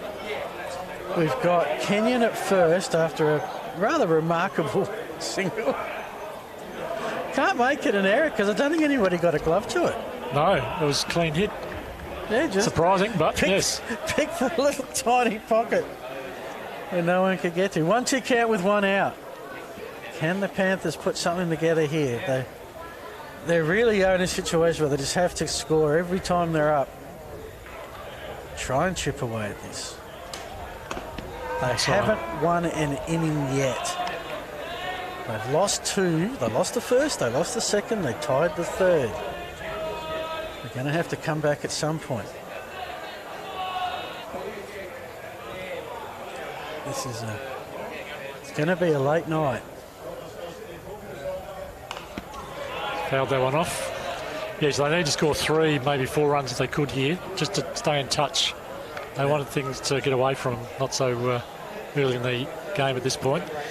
Yeah, because we're not at the halfway mark just yet. No, we're not even at the halfway mark. We've gone 100 minutes. If it was the miners, we'd be glitching that clock again as we were earlier this evening. 2-2 count, 1 out. And that's a strikeout. So that's the last 4 outs have been with the letter K. Let me run through some season award winners. So the highest batting average in the B grade was Cameron Williams. Slugging award was Blair Painter, who I know teammate of yours. Yes. RBI award, Cameron Williams. Was he white or blue? No, he was with the white team, and Cameron was one of those hockey players, first season of baseball. So congratulations, Cameron, for an excellent season. Well, I often do call the bat a stick. So I guess they've had some practice at swinging a stick, just not quite the way. Yeah, good hand-eye coordination. He was able to put it together in baseball as well. That's possibly the trick, yeah. And he's got a strong arm as well, so yeah, it looks like a good baseballer. The fielding award, fielding 1,000, was Grayson Roseberg. And centre field. Centre field. And the season MVP in the B grade went to Cameron Williams. Congratulations. Yes, he had an excellent season. Yes. Now, should I do the season awards and MVP, or should I do the team of the year first? What would you like to hear first? Well, let's go to the other awards. Okay. Got to keep an eye on it. It's 2 out. The inning could end at any second. And he's found another one off. And that's a big hit. That's... Yeah, Andy Hurren's been a long time player for Port Pirie baseball and a power hitter over the years. He's hit lots of home runs. He's been struggling in the last couple of seasons, but we all get old, of course, mate. So the batting... But don't be surprised. Yeah, that's why I parked halfway to the swimming pool. Managed to arrive a bit early, went for a swim before the double-header tonight. Just a very nice facility here in Port Pirie. Okay, this is the Majors Award winners. Season Awards, batting average, Blair Miller at 536. Out at centre field playing there tonight, and start off with a home run, of course. Already seen him in full action. Troy Harrison, the Slugging Award, 1,080. Yep. And we've seen him put the ball over the fence already. Yep. So it does say that in the big games, the brightest lights shine the brightest or something. The big stars shine the brightest might be the line I was looking for. Troy Harrison also RBI award winner with 20. Yes. Fielding award for the infield, Rob Anderson and Blair first Miller. base there for Cats. Yep, so that's a clean sweep. Rice medalist, you want to guess?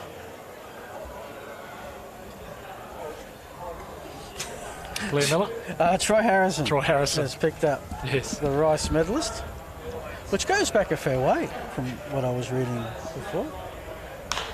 And he's got hold of that one, but it's gone foul into left field. Is he going to catch that? I think even if he caught that, he was out of bounds by the time he landed. So no, he didn't catch it anyway. Good effort, though. I'll give him kudos for keep going. So here's the team of the year. Starting pitcher, well, he just happens to be on the hill right now, Troy Harrison. First base, he's there right now, Rob Anderson. Yes. Second base, he's not there because he's in right field, but it's Scott Smith. The catcher, Adam Baring. Third base, Blake Scarman. Shortstop, Jack Steff. Left field, Ryan Finlayson. Centre, Blair Miller, he's there now, or was there, or is there. Yes. Right field, Tyron Bignell.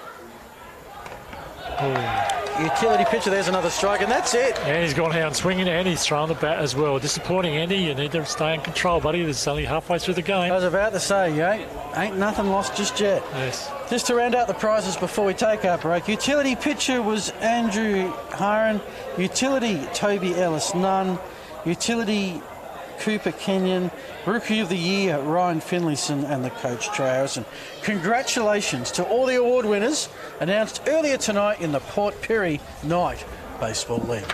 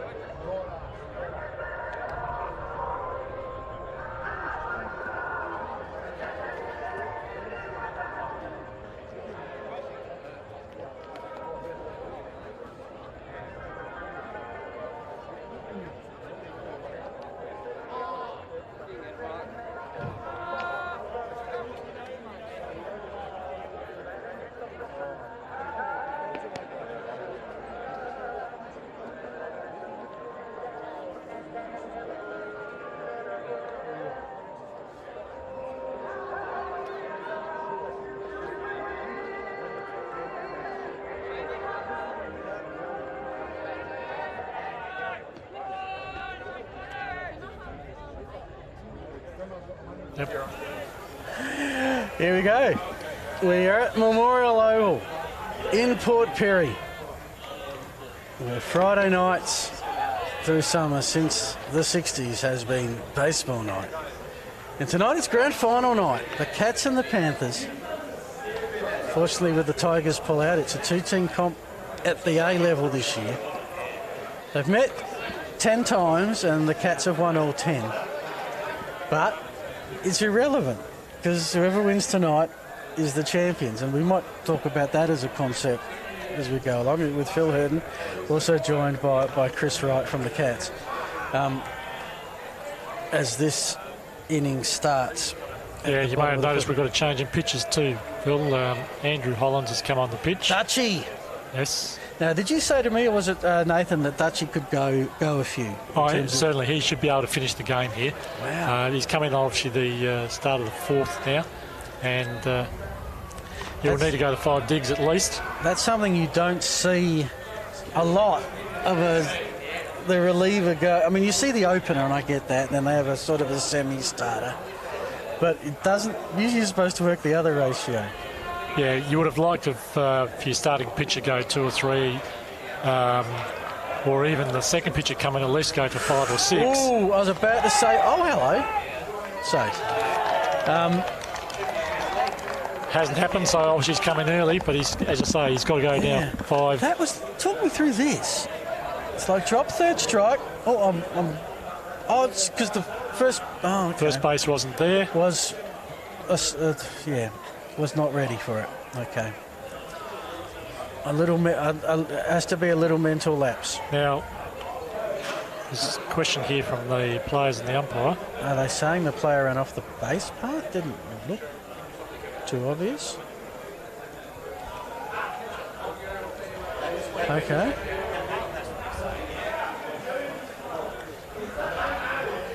Not sure about the out at first either, because it looked like the runner tripped over the first base's foot when he went to touch the base. Yeah, in which case... Did he touch the base or did he touch the first baseman's foot? So that's the quirk, eh? And the foot doesn't automatically become the base if the foot's on the base. Okay. Here's the replay. I think... He's tripped. It's hard to tell because it's sort of a white sole of the shoe. And what are we doing? Oh, it's out. Well, there you go. He's called it safe. Well, the runner's going back to the dugout. And now, he's out because Coach Harrison's come out for a chat. Okay. And again, the scorers are getting the interpretation. Unfortunately, we're not. We don't have the umpires mic'd up. Where's the little space quakey thing that you have that you put down? I have one actually. Okay. We do have a little effects mic that is. If you put 4 50-cent pieces together, it's about that size. Okay. It's flat and small, square, and yep. We usually stick it in the dirt because there is no dirt to stick it in. And those that don't know think it's a piece of rubbish and pick it up and throw it away, which... You need something to attach the umpire. So you need to use it wisely. Yeah. But it does pick up a fair bit. Yep. 0-2 count with 1 out. Yes. It's vacant bases. Oh, there we go. Ring-a-ding-ding. Yep. Casey gone down without swinging, and Andrew Hullins is doing the job here. So this could be 2 strikeouts, because I think that first one might have been a drop third strike, so therefore it has to be a strikeout. I'm wondering whether the catcher caught that on the bounce, but that's what maybe the umpires adjudicated there.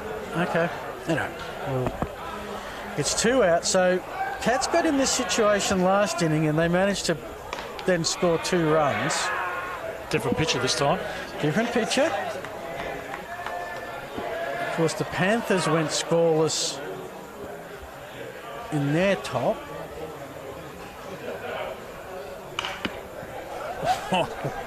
Well avoided. For 2 strikes. So...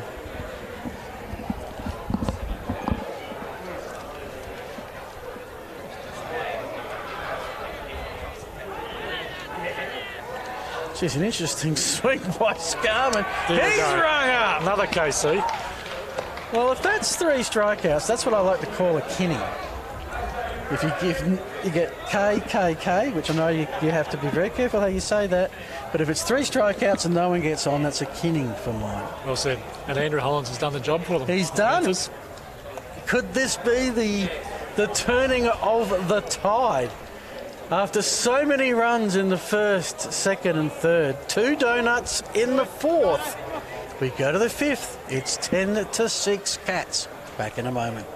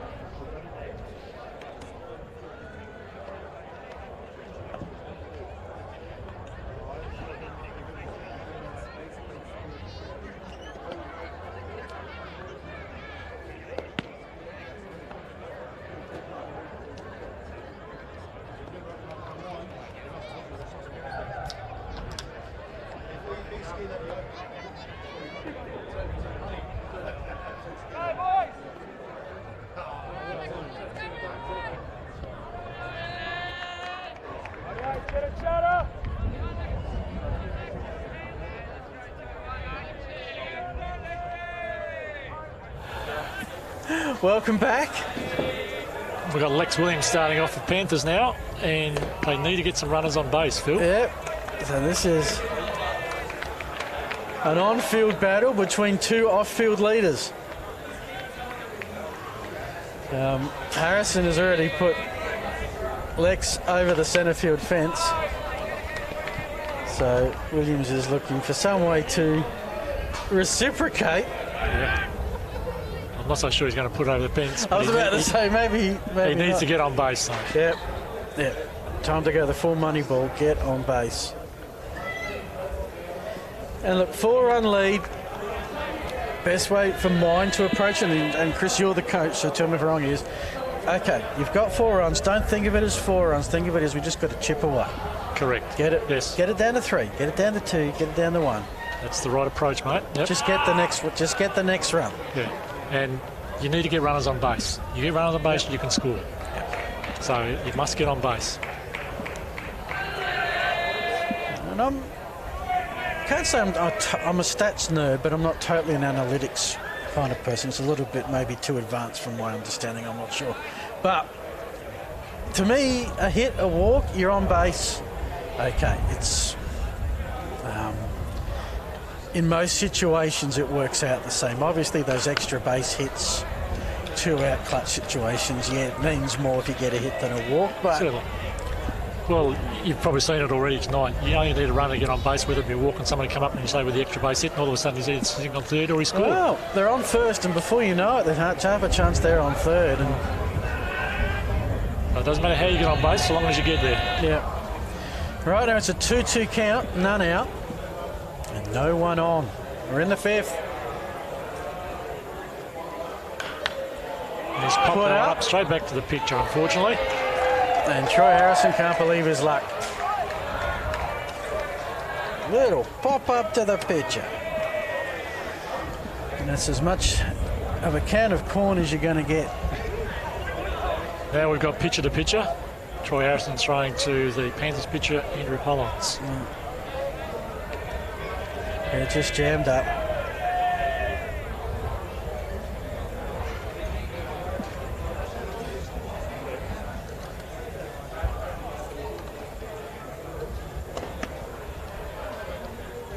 This pitch just the inside for Hollands, who I've got a line drive to centre field that ended the first. It was a brilliant catch to end it too. And then got on with an error, so hasn't got it in his own on base and a stat that'll count for him at the moment.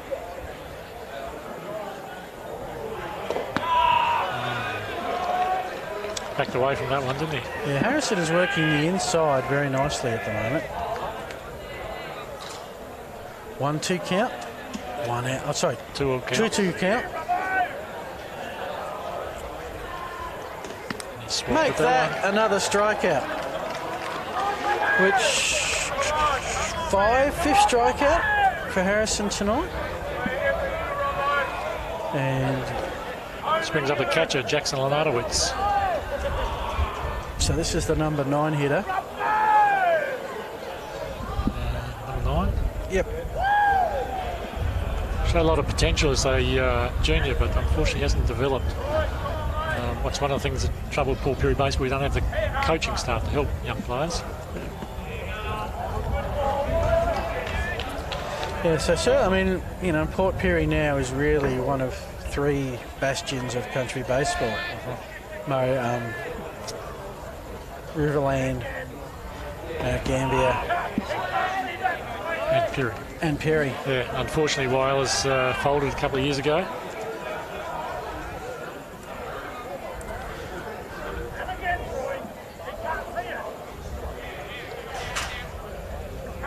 That's why we've got a couple of players coming down here to I was going to say, Auckland. usually where that happens, you find a few that if they can make the travel, and it did surprise me when I was told Port Pirie was, I think it was an hour and a half away, someone was trying to convince me, or 2 hours away? 2.5 hours. 2.5 hours, Adelaide. okay. Yeah, I had it at 4 for some weird reason.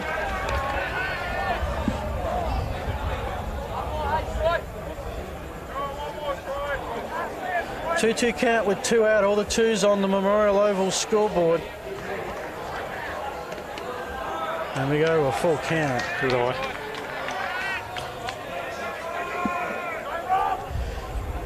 So with Harrison and Hollands coming in, this game is flipped. And it's, as there's another strikeout, number 6, cleaning the last 2. So really it was the Troy Harrison show, because the only ball put in play went straight to him, and then he struck out the next 2, 3 up, 3 down. The game's flipped. It's like we now we've got the 2 best pitchers out there. It's just a completely different way than a normal, say, Major League Baseball game works. Yeah, well, we've had plenty of scores in the first 3 innings, and now it's all tightened up, as you say. And usually it goes the other way, like the starters do their job, then they get in a little bit of trouble, and the relievers come in, and then things start to unravel a bit. Yep. This one is going the opposite. But that is 4.5 in the books. Are we at the halfway point? We are halfway through this ball game. It is the Cats. I've got to check these things. The Cats 10, the Panthers 6. Back with the bottom of the 5th after the break.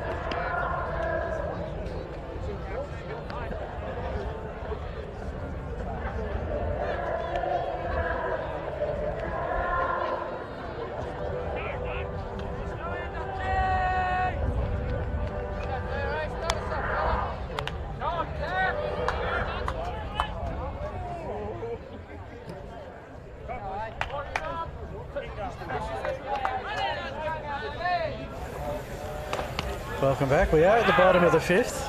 And top of the lineup again, Blair Miller. Oh, watch out. He got the Cats off and firing with a huge... Well, they were trailing by 3 when he came to his first tap out. And it wasn't long before they were trailing by 2. He's put the ball over. He's actually played a B-grade game and hit 3 consecutive home runs in a B-grade game. So he's owned back to back to back. Yes. Gee, Reggie Jackson did that in a World Series game. There was a chocolate bar after him. Puts that to shortstop. And good play, isn't it? Love the way he ran that through, but that was excellent fielding by, I think, Cody. Changed my fielding for a sec. Lex Williams at shortstop, picked that ball up, nice throw across to the first baseman there at Dale Kenyon. So, does that mean Bradley Joyce has gone to third? Bradley Joyce at third base, yes. Okay, thank you. So let me just rearrange my magnets for a sec with Hollands coming in. Haven't seen yet, unless I've missed it. Got him. This is Scott Smith who got collected. Haven't seen any subs yet. And I know we're early, aren't we? We're early. Whereas it was different for the Bees because pitches weren't on that time element. Yep. I'm not so sure that we'll see too much change. Maybe if one of the teams is well in front, they might bring a couple of other players in just to give them a run for a feel of the game in the grand final.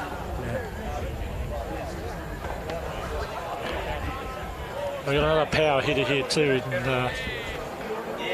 Jason Caspers, who's struck out and a couple of walks. And can put the ball over the fence.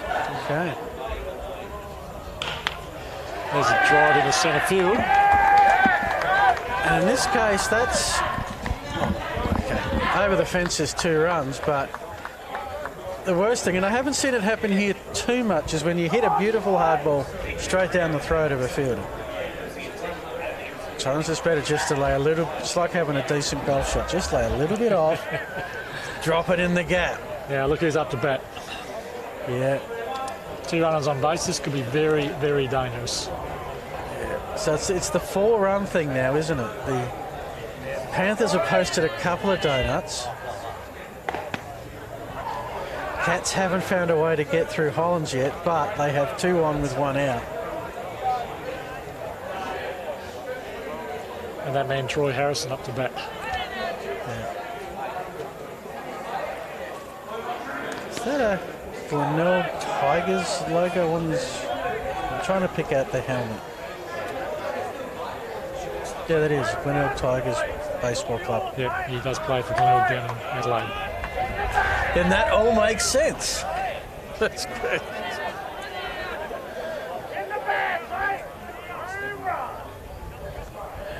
1-1 count. Puts a charge into that. Straight to Kelly. Well done. They take the out that's given. 2 away. Everyone advances a base. Yeah, nobody scores, which is good for Panthers. Yeah. And it gives a chance to do with this at bat and put another donut on the scoreboard. Well, ideally, that would be wonderful for Panthers. Certainly. See the replay there. Ball goes across the first base. Yeah. So I don't think that's Scott Kelly. I think that's Lex Williams. No, that was Scott Kelly. That was Scott Kelly? Well, they've got similar glasses then. Yeah, Lex is at shortstop. Okay, hang on. Oh my goodness, they have got similar glasses. Okay. And I certainly need a new pair. 2 out, 0-1 King. A bouncer by Cody Sims, which is odd. And in some ways, that was actually heads-up baseball.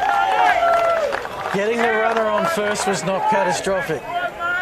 No, but the catcher's fumbled that one. That should have been an easy out and slide away. Now it could be catastrophic if something happens at the next at-bat. Yeah. What would have been catastrophic is you're throwing this off balance, throw goes awry, and there's another run scored.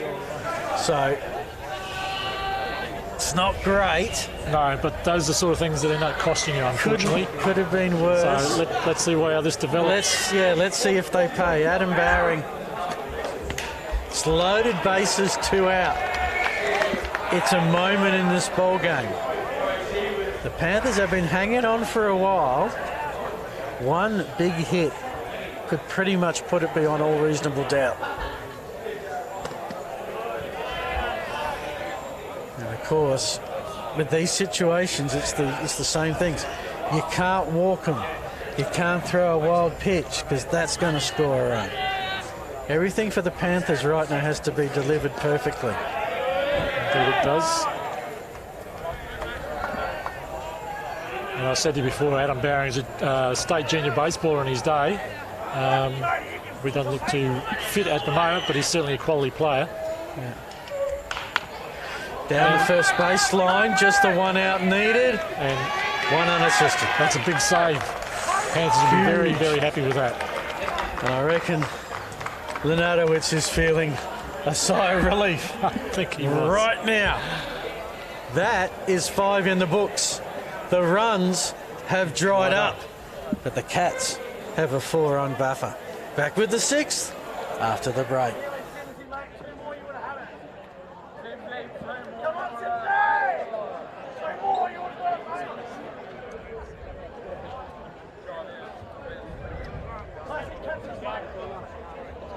Come on. Keep working. Come on, Robbo. We're here for you, mate. Classic catches, mate.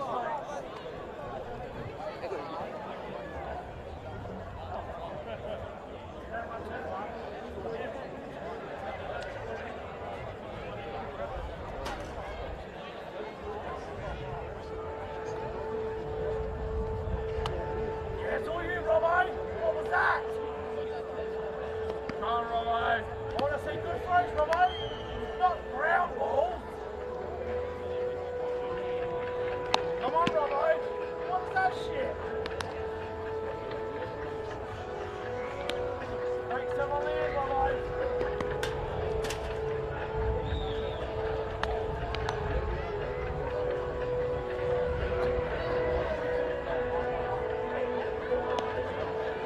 Ah, Robbo. That's it. Oh, see, that's not fun.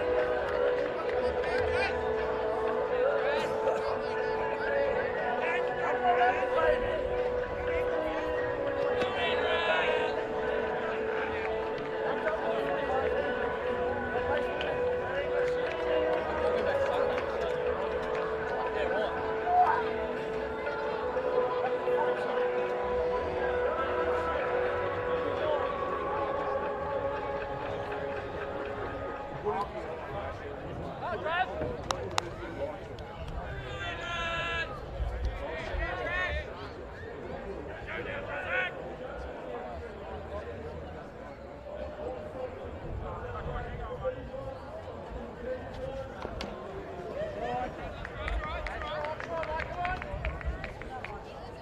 Young Drazic attempted a bunt there. Young lad, he's got some speed. He can run. He's just got to get that ball on the ground in the right spot. Have you ever watched the KBO All-Star game where they have a bunting competition? Okay. So you've heard of the home run derby? Yeah. Okay. Tell you a little bit about the KBO as a swing through. KBO Korean baseball is probably the 3rd best baseball league in the world besides Major League in Japan. They put 2 targets, like archery.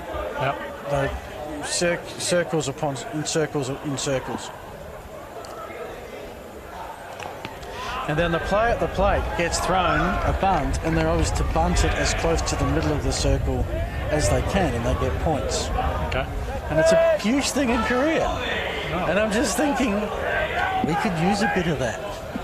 Yeah, well, I think Panthers need to change the tempo here, mate. They've all been trying to swing, trying to hit the ball, but maybe if we could lay down, as you say, a couple of bunts, upset the rhythm of the pitcher and potentially upset the fielders as well. Try and get some of those runners on base.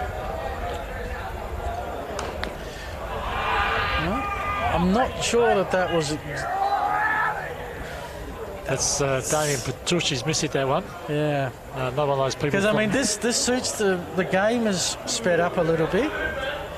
The hits, the runs have dried up, and this suits the Cats just fine. You know, we're in the 6th, and right now, okay, 4 runs, 6th, 7th, 8th, 9th, 12 outs. Okay, you get to the 8th and you're still trailing by 4, then it really becomes problematic. Spot on, mate. Right back at Harrison. Shortstop. Oh, he's trying that wild. And now made a tag, but the ball's fallen out of his glove. Safe. I think it's going to be the call. Yes, safe is. Even though out was called, like everybody else assumed that stayed in the glove, which it did not. A little bit of an air-mailed throw here, which forced Anderson to great stretch. Did that like a volleyballer. But good effort, but couldn't contain it within the glove. Yeah. So that gives Panthers a run on base. Scott Kelly up to bat now. He needs to put the ball into play, advance the runner. 1 out, 1 on. Oh, he's been hit. There we go, 2 runners on base. Okay. Now he's the man of the moment. Their big chance. So they're big, even though they've scored 6 runs. I'll have to go back and have a look and see how many times they've actually scored 6 runs head to head. Wouldn't have been a lot. Dale Kenyon's a power hitter. We've got 2 runners on base. We'd love to see him put the ball over the fence, score 3 runs. They'll be only trailing by 1. Then we've got ourselves a ball game.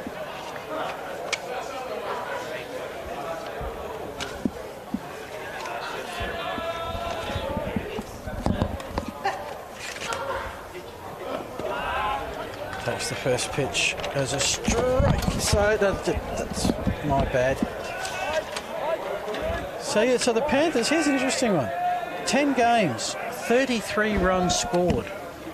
So that's an average of just over 3 if my maths holds up. Yeah. 6 tonight. Awesome effort. And I look. This is the second highest score they've had this season. Round 4, they lost 9-17.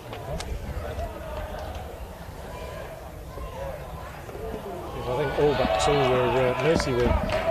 So, okay, let's go there then, because you raised it first. I wasn't going to raise it. How does a mercy rule work, and does it happen in the grand final? Yes, there is a mercy rule in the grand final. Okay. So 10 runs after 7 digs. Okay, 10 after 7. So we're nowhere near that. Okay. But makes sense. I can understand that if you are getting clobbered and those outs just aren't coming, it becomes very academic after a while. And very painful. Yeah. If you're on the losing side. Now 2 will count here. 3 balls he's got. Here's a chance. Oh, that's got to be inside. And yep, loaded Panthers. 1 out. So, if this was a closer game, you'd be really excited. Is there chance? But is there chance to get that 1 or 2 runs? You know, if they get more than that, that's a great bonus. But they've got to get at least. Well, we need at least 2. They need 3 2. would be nice. Loaded bases, 1 out. You want at least 2.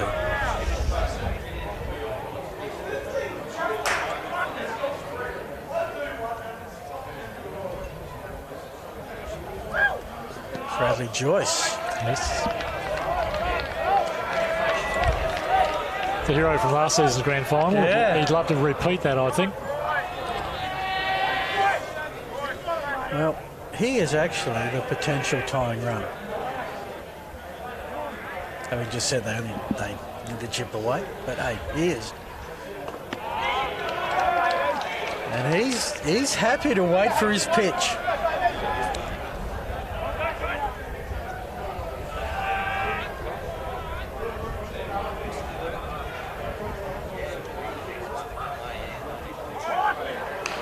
Oh no, he's back straight to the pitcher. He hit the double. Gone. Double play. All right, so that was 1 to 2 to 3 double play. Double play, side away, thank you very much. No run scores. And That's not the ball game, but that is a crushing blow to the Panthers. Indeed, mate. We were hoping they scored a couple of runs there, but So much that could have happened, all for naught. And that's, I mean, give Harrison the due. Very athletic in getting there, getting that throw. And the work by Caspers as well. That is probably one of the highlight plays of the night. I think that's the first double play. First double play? I'm trying to think of another one. I can't. All right. Unfortunately, we didn't score, but now you got front up to Cats turn at bat. Yeah. And if they score again in this innings, it could be game over. Talked about the slammer ball, the 4 to 5, how that's a big margin. It's been at 4 for a while. You're using a boxing analogy. The Panthers have been on the edge, on the ropes, but they're still staying in there. Yeah. And at some point, I can't see this going scoreless for the rest of the night. No. And look, we're in the bottom of the 6th. They scored 2 or 3 runs here. All of a sudden, you've got a 6 or 7 run margin. And we with start 3 digs to thinking play. more mercy rule than we think comeback. And there comes a point in sport, particularly grand finals. I find normal games not so much. Grand finals, because of what's at stake with them and the momentum and the lead up and everything, there often comes a breaking point. Yes, you're right, Phil, and this could be it. But thus far, Dutchy Hollands has done little wrong. He's bent a bit. He hasn't broken, hasn't conceded a run. In terms of the Cats order, this is 7, 8, 9. So, in theory, you might see some substitutions in the 6th, maybe. If it's not here, it's going to be pretty late. It's one over the back, foul ball. That's why you don't park behind the grandstand, folks. Tara Bignell, or T-Man as he's referred to as by his teammates. Now that's what I needed. Reasonable batter, but got some running speed too. So if he gets on base, I needed the list of scoring nicknames. potential. Give me names and numbers, but give me their nicknames. I do have a lot of fun calling charter baseball the Little League, not the Little League itself, but the Junior League Nationals at Mildura. We've had Intermediate League at Mildura and Juniors in Adelaide, although they're moving this year. Because I get all the kids to fill out a sheet. What's your nickname? Why are they calling you that? And there are some beauties. I tend to find the nicknames get worse the older they go. They tend to be more name-related, but kids tend to be a bit more creative. There's a strikeout of, what do you call him, T-Man? Yes. And now it's Bob. I've been told. Not Robert, it's Bob. Roberty Bob. Yeah. I'm thinking Top Gun Maverick for a sec, but the All-Star first baseman, team of the year. That's him. Now Hollands is doing a good job here again. Yeah. And he's popped one up to shortstop. No, third base going to come in, take the ball across the first for the out. That's 2 away. Yeah, that's great, Carlos. I think that's, unless they've moved them around, that's Bradley Joyce at third base. Wasn't worried about it dropping. Okay, we don't get the catch, we can still get the ground out. Good play. On the money. Pretty quickly, 2 outs. And we've got Blake Scowen, or Rat, in the back box. Okay. Nickname like that will always beg the question. And one when you don't answer on television, mate. Okay.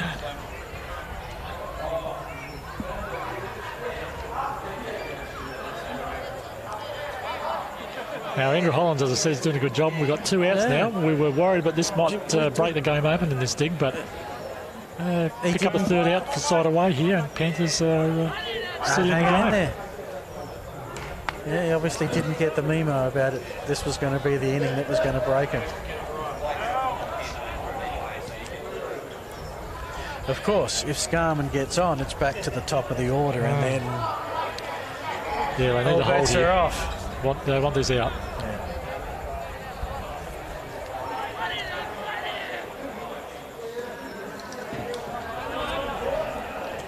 And those pitches mean deadly if no one's on base.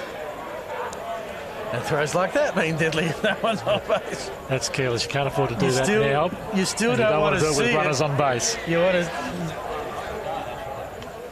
It's a 1-2 count with 2 out. Can Hollands find this final strike?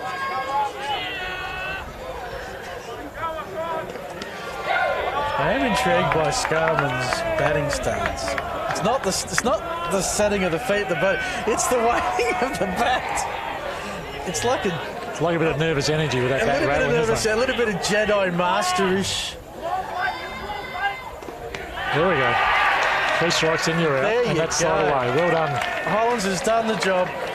He's put us naysayers away. We were worried that game might be broken open then, but they've held firm. 6 are in the books. Still 3 scheduled innings to go, and the Panthers trail by 4. It's 10-6 Cats. Be back with the 7th very shortly.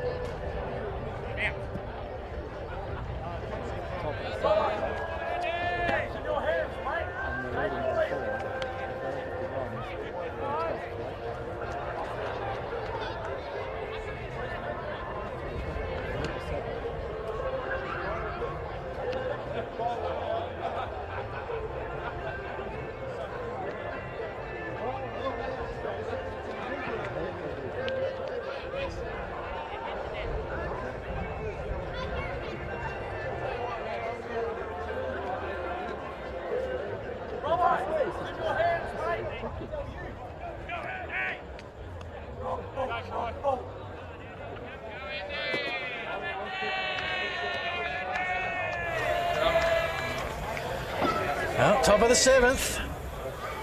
As predicted by Guru next to me, Chris Wright, that Harrison and Hollands may just take this one for their respective teams all the way to the end. Neither has conceded a run, which is quite phenomenal given 16 were given up in the first 3 innings. Certain things have certainly tightened up better now. Andy Harris gone to the fence on those 2 swings. Needs to refocus now. We've talked before about the chipping away concept. There's no point really swinging for the fences unless you're starting to lose faith in your ability of your teammates to get you around if you get on. Started again, gone down swinging. I think he's a bit frustrated there. Yeah, I mean, one thing calling Adelaide Giants games at West Beach. West Beach as a ballpark is not designed for home runs, as a general rule. So a lot of teams do get caught swinging for the fences, whereas it's a big ballpark that you can find gaps in. You get them down the lines, that's your doubles, your triples even. But the home runs really is weather dependent. Especially if you've got that breeze coming in off the coast, it's pretty hard to hit the ball over the fence, I'd imagine. Correct. Now Lex Williams up the bat. He's seen the first one, throwing at the second one. Yeah. 2 strikes in the batter, 1 out. Troy Harrison's looking to clean him up again here, I think. The other thing is with these innings is they're starting to go quickly. That's set. Oh, fumble. Enough time to get back and get the recovery. It's Adam Bowring recovered there at second base to make the out at first. If you did that at shortstop or third base, you'd be dead to rights. You wouldn't recover in time. But second base, you got a little bit more leeway because of the shorter distance to throw. Yeah. Tried to be on the money. It was once Barry got it in the glove securely. So he breathes a sigh of relief. 2 away. 2 away and pitcher to pitcher.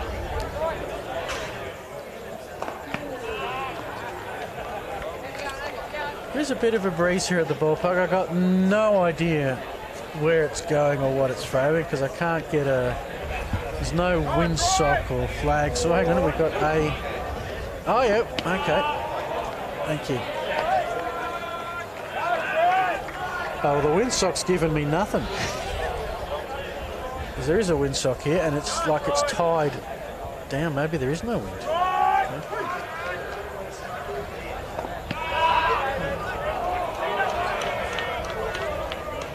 Nice looking pitch not called there on that one. 1 and 2.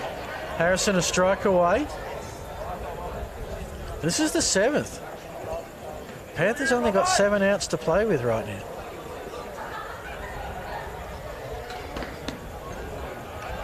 They scored 3 in the first, 1 in the second, 2 in the third, nothing in the 4th, 5th, 6th, and not looking good for the 7th right now. All the 2s. And time to go forward.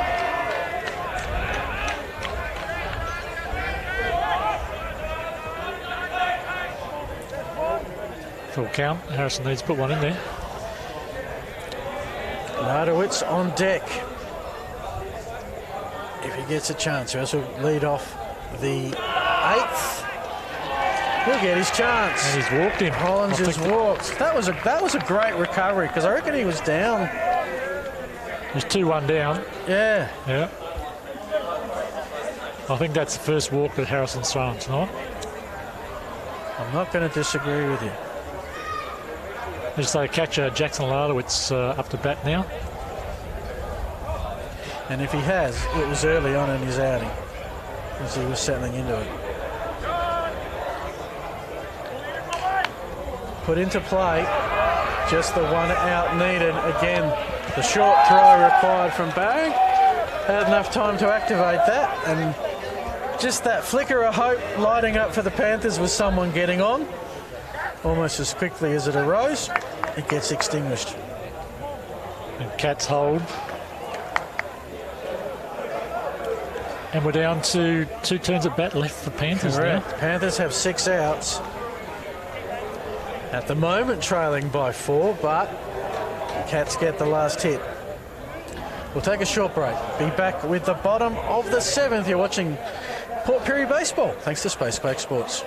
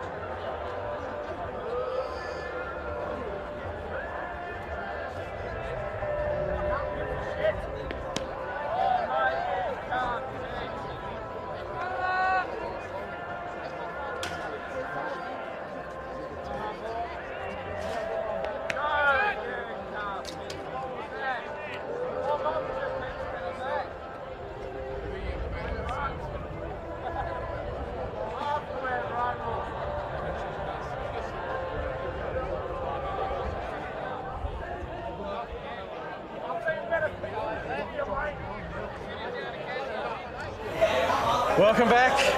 Bottom of the 7th. Last prediction of the Cats breaking it open at the bottom of the 6th proved fruitless, but this is the top of their order. And the Panthers again have not made a dent in this 4-run buffer. You're with Phil Herden. Doing your play-by-play. And Chris Wright joining, giving some great insights and expertise. I just wanted to check, because if I don't look, I'll get it wrong. Learned that over time. Yeah, thanks, Phil. Yeah, you said top of the lineup, Blair Miller, and they've called that one foul. Yeah, Blair Miller led off batter, and he put the ball over the fence first time at bat. As we said, we thought Cats might break the game over the last innings, but they didn't. Well, this is the top potentially the big chance here, top of the lineup, as you say. For these players, it's quite possible this is their last at-bats of the season. Under a mercy rule, potentially. He's gone down swinging. So what under we're in the Hollands? 7th. Cats, if they lead, won't bat in the 9th. And we already talked about the Panthers having just 6 outs to play with. So unless this game flips a bit and one innings goes a fair way,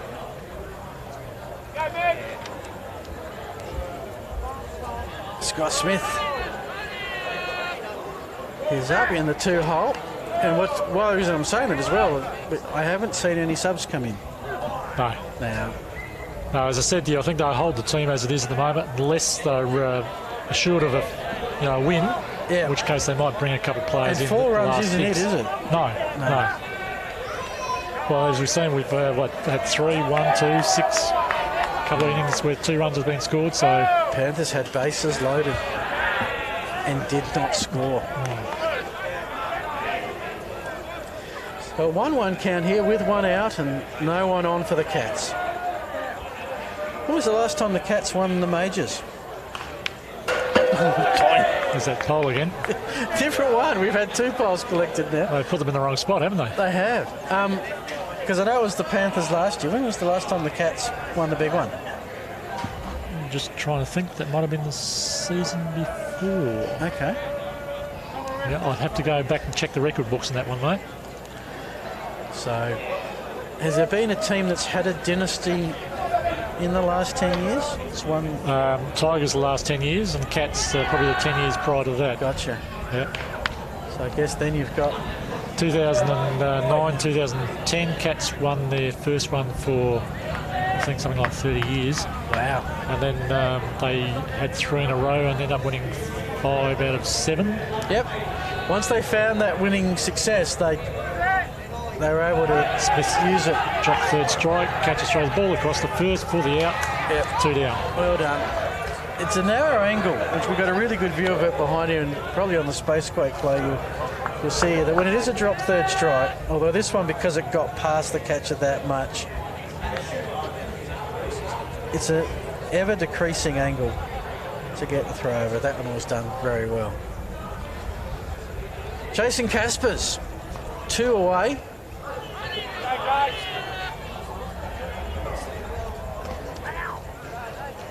Yeah, Jason Caspers, as you say, a power hitter, but unfortunately, if he gets on base, look who's coming up behind him.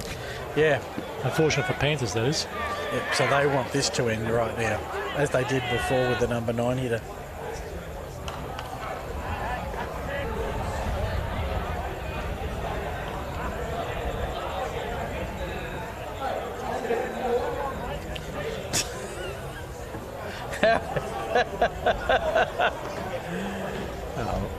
Hopefully that will come back to help in a line ball call a bit later. 1-1 count, 2 out, and not a cat on base. Careless swing there. These hitters looked unstoppable. We're on track for a 20-16 scoreline. And all of a sudden, it dried up, didn't it?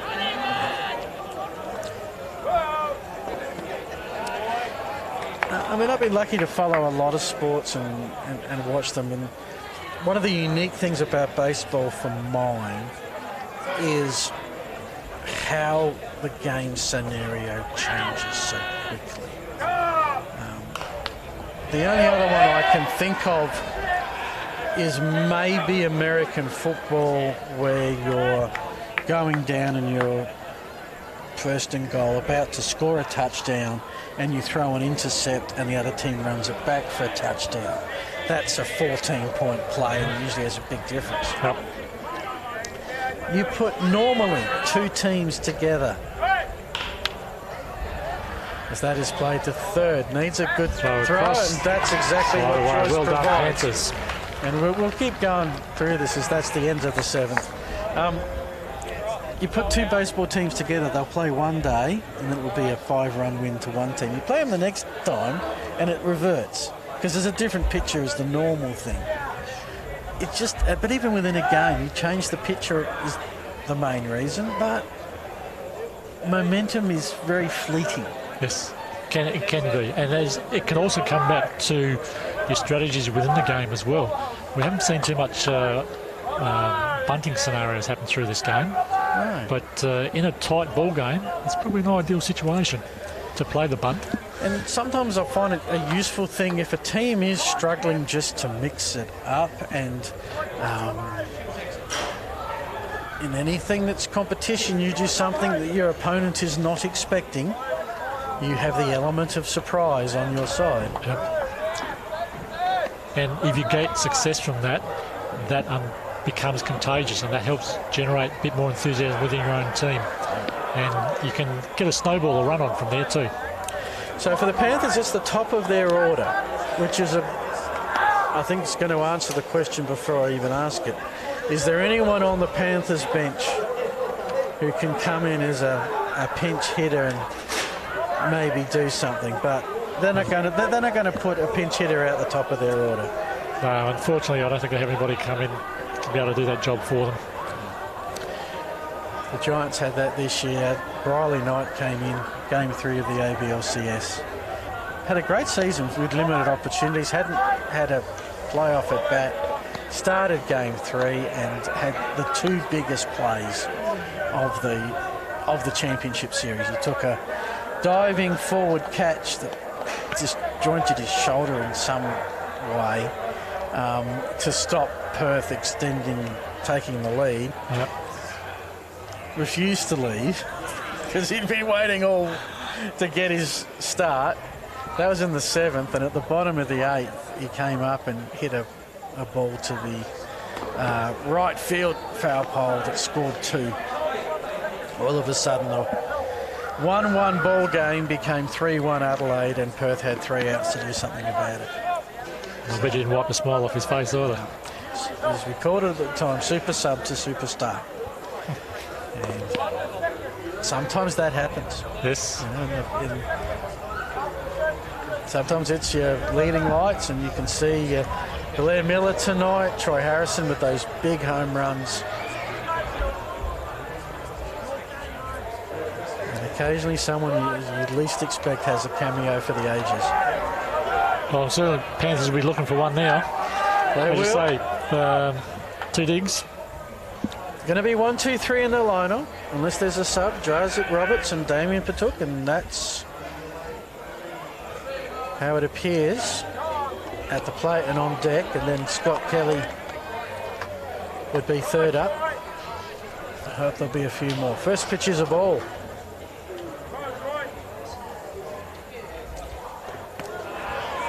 One thing I wish I had at my fingertips is pitch count. I'd be just fascinated to know what these two stars on the mound are getting up to now. Oh, yes, he swung. Yes, they haven't thrown too many pitches, have they? Strikeouts or groundouts. There's been 1 walk by Troy Harrison. So, been conserving their arms. There we go. Go down swinging. First out. Yeah.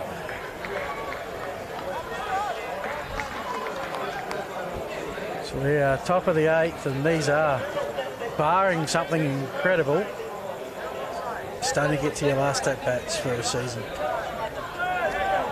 Will it make a difference?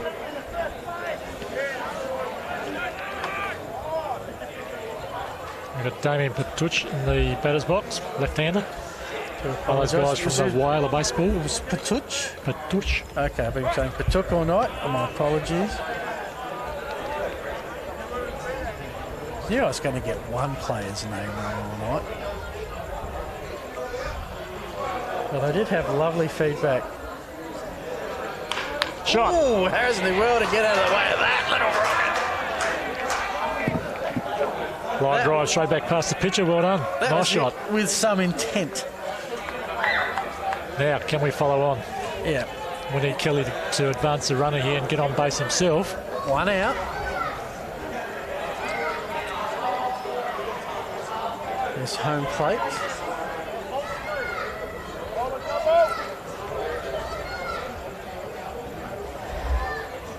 Scott Kelly, maybe to be followed by Dale Kenyon.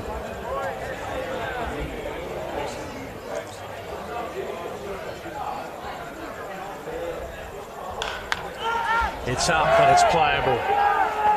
Runners halfway between first and second. Oh, he fumbled that. And caught. Blair Miller Just hung on to that one. And you notice the runner was halfway between first and second. Yeah. And he's caught no man's land whether the ball was, if the ball was dropped, because he probably would have been thrown out at second anyway. Oh my goodness. Good recovery. Yeah. Anything could have happened because he had no control of that ball. That baseball caught itself. He didn't catch it. All right, Dale Kenyon. We need him to perform here. Put that ball over the fence, Dale. Yeah. Instead, it's a grounder to shortstop with just the one out needed. It's going to be at first. And it's there. And the Cats are 3 outs away from the championship. With another inning to buy some extra insurance.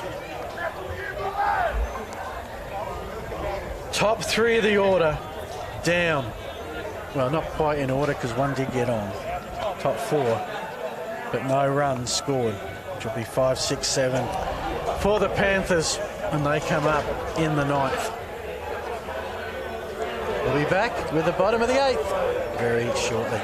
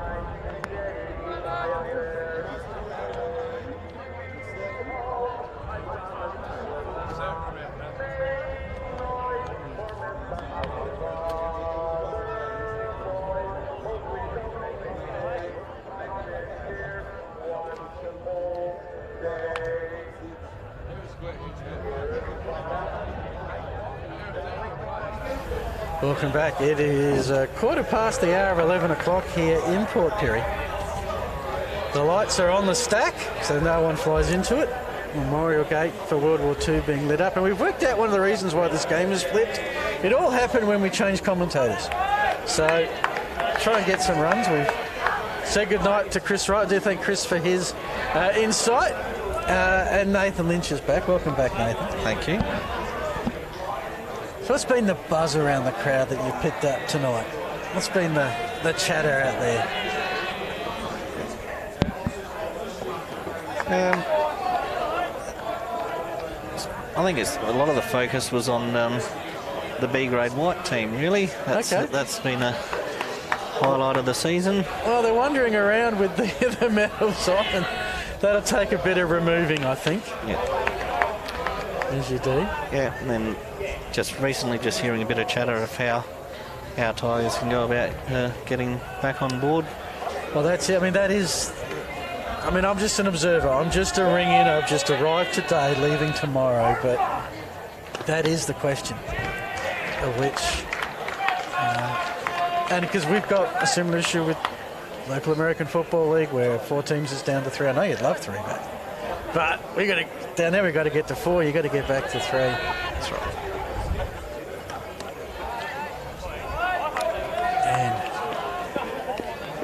How many players do you think you'd have to recruit to do? Do you have to have a B team if you put in an A team? I don't think we'd have to. I think the key would be to get 1 A grade side. Okay. So we're probably really only looking for 3 or 4 regulars.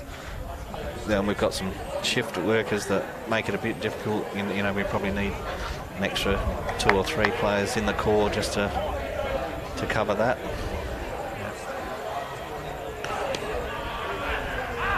So yeah, we had, 5 committed to be there every week, and probably another 5 either living in Adelaide or shift workers.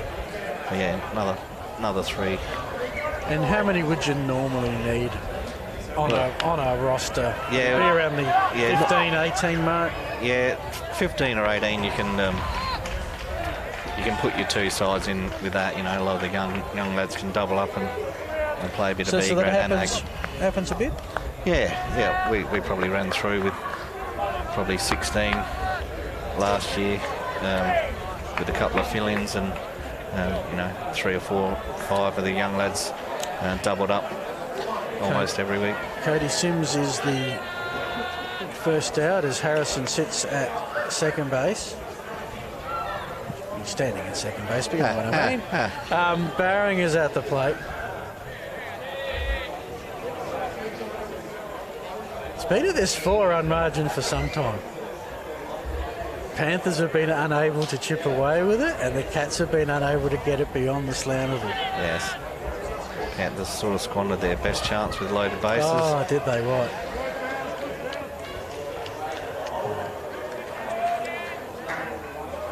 And they can take some kudos out of the fact that they have not gone quietly into this grand final night.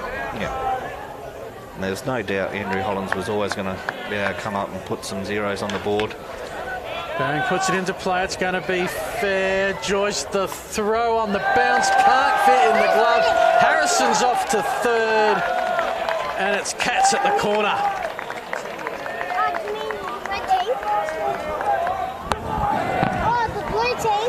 You got it. All right. Go back downstairs. No, we need a third headset. I know you.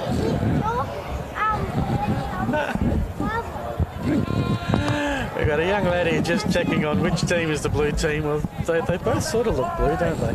Which team's the red team? It is 10-6 Cats. They got runners at the corners with just the 1 out. A double play will send it to the top of the 9th. A hit will give the Cats a buffer I can't see the Panthers recovering from. Yeah, like you said earlier, 5 would be a stretch too far. Yeah, and that was at the time when the runs were coming thick and fast.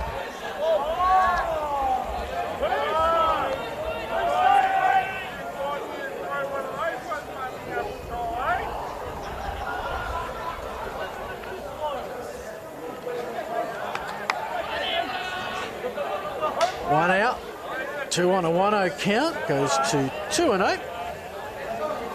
Reminder for fans of the game of baseball, tomorrow night and Sunday lunch, Team Australia. If you've been watching the ABL through the summer, well, all those foes are now friends. So that's put into play and through, and we've been waiting for the 11th run. Troy Harrison slides with style. And there's your 5-run buffer. not sure he actually had to do that. He could have just run through, but okay. No, he likes having a bit of fun. Let's have a bit of fun. Yeah, Team Australia against the Hanwha Eagles from the KBO there in Melbourne for spring training. Well, they came down to Melbourne for spring training in the Taylor Swift concert. I'm still not totally sure. Not sure what the priority was. But they are playing. I'll let the pictures speak the words about that slide. They are playing Saturday night, so maybe not for the concert. And then they're also playing Sunday lunchtime Baseball Plus. You go to baseball.com.au. And if watching this, you've got the feel, hey, I'd like to get back and play some baseball with your Metro, Country or otherwise, baseball.com.au has Club Finder. If you're in the Port Pirie vicinity, hey, go and help the Tigers. Let's get them back. Sounds very good.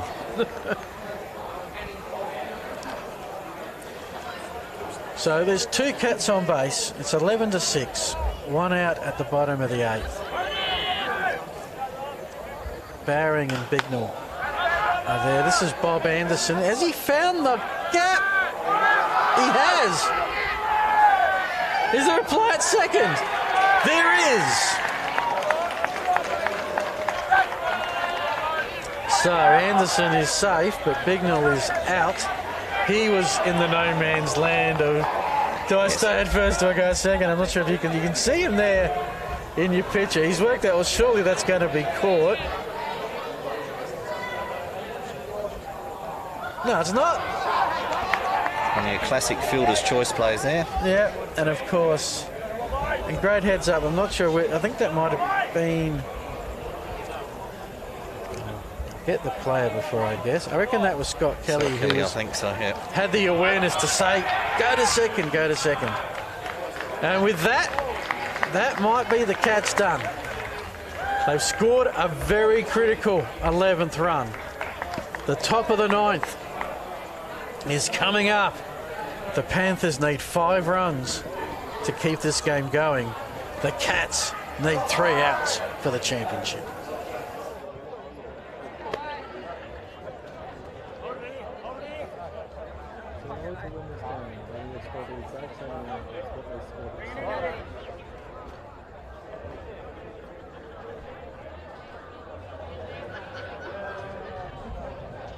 Honestly, Mitchell, what time? What's going on?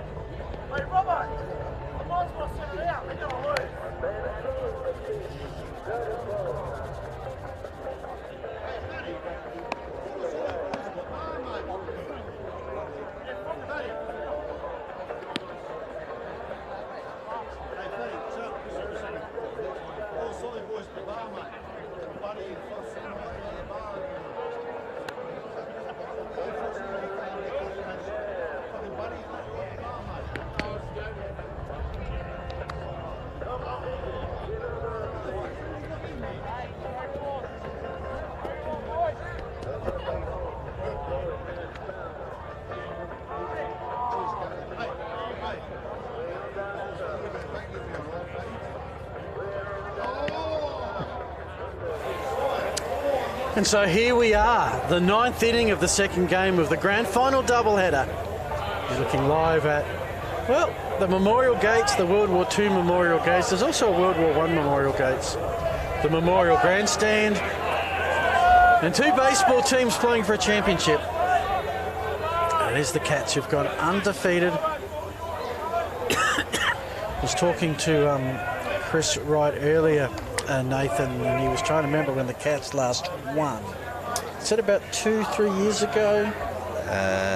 No. No? Panthers won last year. Yep. Tigers won 6 before that, and then Cats won the one before that. So we're talking... Oh, right, 8 years. Okay. Darn, 9, and I would have had a Cats analogy, but okay, 8. 8 it is.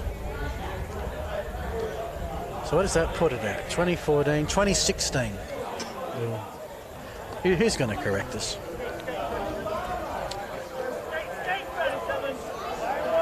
So one of the things, it doesn't matter about the sport or the competition, winning a championship is never easy, and you get a run of them and you think it's going to be forever, and then it isn't. And for the Cats, this has been 8 years in the making. That is a fair wait in what's a relatively small competition. And they are 3 outs away. They got a 3-1 count, and the Panthers haven't gone quietly tonight, and they won't go quietly here, I'm sure. But Bradley Joyce, Andrew Harron and Lex Williams, 5, 6, 7. Yeah, Brad's got a couple of walks tonight, needs to get on again.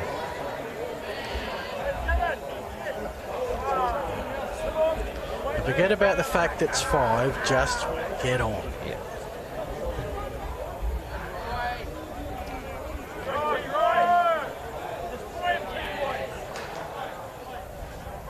Pretty sure both teams have used their starting 9. Cats used 2 pitches, Panthers used 3. But this is something I just can't recall seeing before, where the relievers have pitched this much. But okay, it is what it is. And Harrison, if that's strikeout, probably number 8 or 9 he's had tonight since coming in. Goes to Andrew Harron, who was the starting pitcher, has been based out at centre field. Want to quickly give some shout outs and some thank yous to Lex Williams, to Troy Harrison and all those with the Port Pirie Night Baseball League for having us up here for this stream. Want to thank all the Spacequake Sports crew, Dave Muggleton, the Grandmaster Extraordinaire. He coordinates everything. Mitchell, Ernstwell producer, who I've got to sit next to tonight and watch in action, give you all the great angles, all the great replays. And of course Simon and Tom on the cameras. They're a very busy crew because they give you lots of angles. You think they're running around, but they actually are very well positioned to give those to you. And they're part of a great Spacequake Sports crew. You go to the Spacequake Sports website and you'll be amazed at the different local sporting leagues that they cover. I think men's netball is next on the slate. We had some Hills softball tonight. Of course, they do a great job with the ABL as well. Want to thank all those who've come up and joined me and added some local insight, some balance to the force of these games. Kept me under control, if nothing else, and that is started with Don Patterson, Milky, Chris Wright, and of course Nathan, to yourself, thank you. No worries. So that's all I think I've covered everything. Macomb Plumbing and Gas, Risdon Hotel for the Panthers, the great sponsors of those. You got any Tiger sponsors you want to recruit for next year right now? Oh, Clubhouse Barber. The Clubhouse Barber, that sounds a good one. Yeah. Do they do beard trims? Certainly do. Okay. Oh, Is that a foul or a swing and a miss?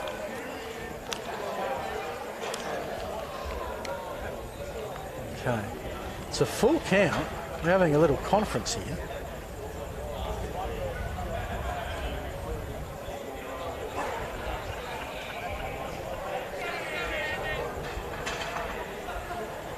Everyone's laughing. I don't know what they've decided. I think we're just at a full count. Okay, fair enough. I think the pitcher and batter are laughing because they're not the ones who got hit. Oh, right, okay. Get him out, get him over. So it remains a full count with one out. And Hunter! Oh, Hunter! Hit him in the dick. Hit him in the dick for an out. Hey, couldn't see that one? And that's a free pass to first base. Okay. Much better at bat there from Haran after his last effort, the strikeout. What this also means is we have arrived at the one pitch warning. By that means a double play ends the season. Because quite often a one pitch warning ends up being many pitches, but it could be down to the last one.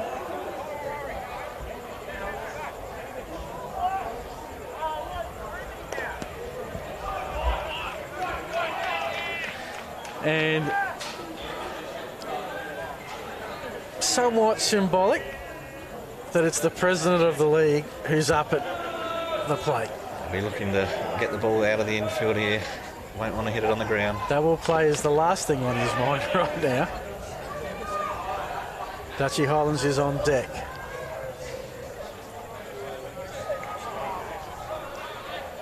Game time, incredibly.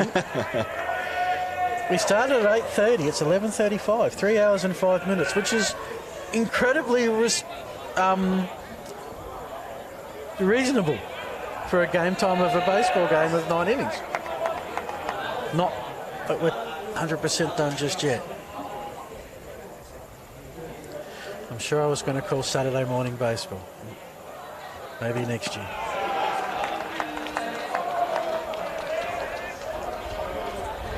We'll see many of these foes, teammates, come October, representing Port Pirie region in the SA Country Championships. Hopefully, Spacequake gets a gig with that. Put back into play. Double play a chance. No, just took the out that was given. Fielder's choice. So the lead runner returns. Williams is at first, and the Panthers' last hope is Andrew Hollands. Jackson Lenarchowitz is on deck.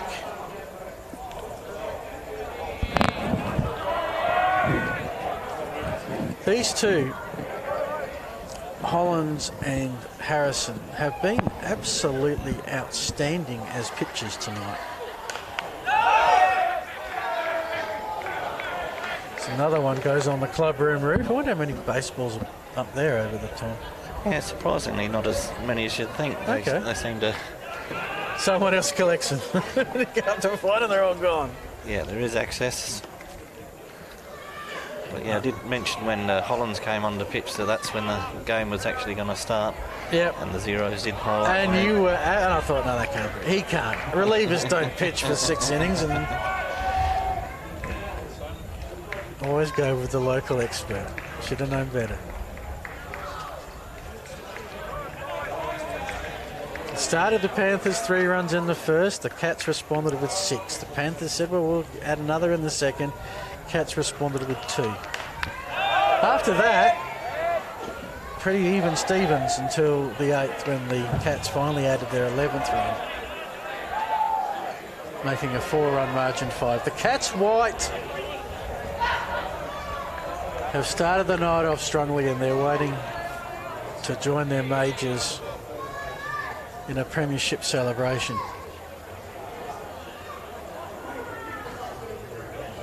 Which has been a while coming.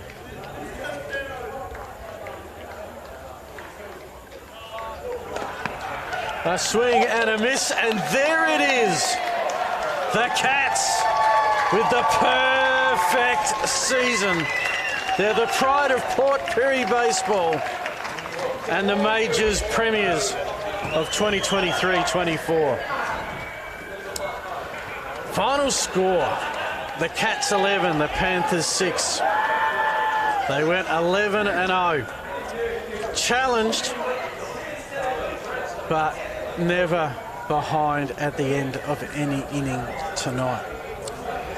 Nathan Lynch, really appreciate your insights and your predictions. Any final thoughts from you on what we've seen tonight and the season we've had in Port Pirie? Yeah, probably the most pleasing thing is, we've got some youngsters on both sides that have stepped up. Lenardowitz and Roberts for Panthers. Blake Scarman for Cats, he's probably played 6 or 7 years, but he's really taken a step up this year on both sides. His fielding's been excellent at third base. It's just good to see some development. And then, the Cats white team just brought an extra dimension this year, and hopefully that kicks up a bit more. Fantastic, Nathan, and obviously all the best with the work that you and your Tigers cohorts will have through the off-season. Thanks, we'll give it a crack. So that's Nathan Lynch on behalf of Chris Wright, Don Patterson, Milky as well. Space Quake Sports Team, as mentioned, Simon, Tom, producer Mitchell, boss Dave Muggleton. I'm Phil Hurden saying thank you so much for watching. Hope you've enjoyed some country baseball from Memorial Oval in Port Pirie. Until we're back again with more action, it's good night.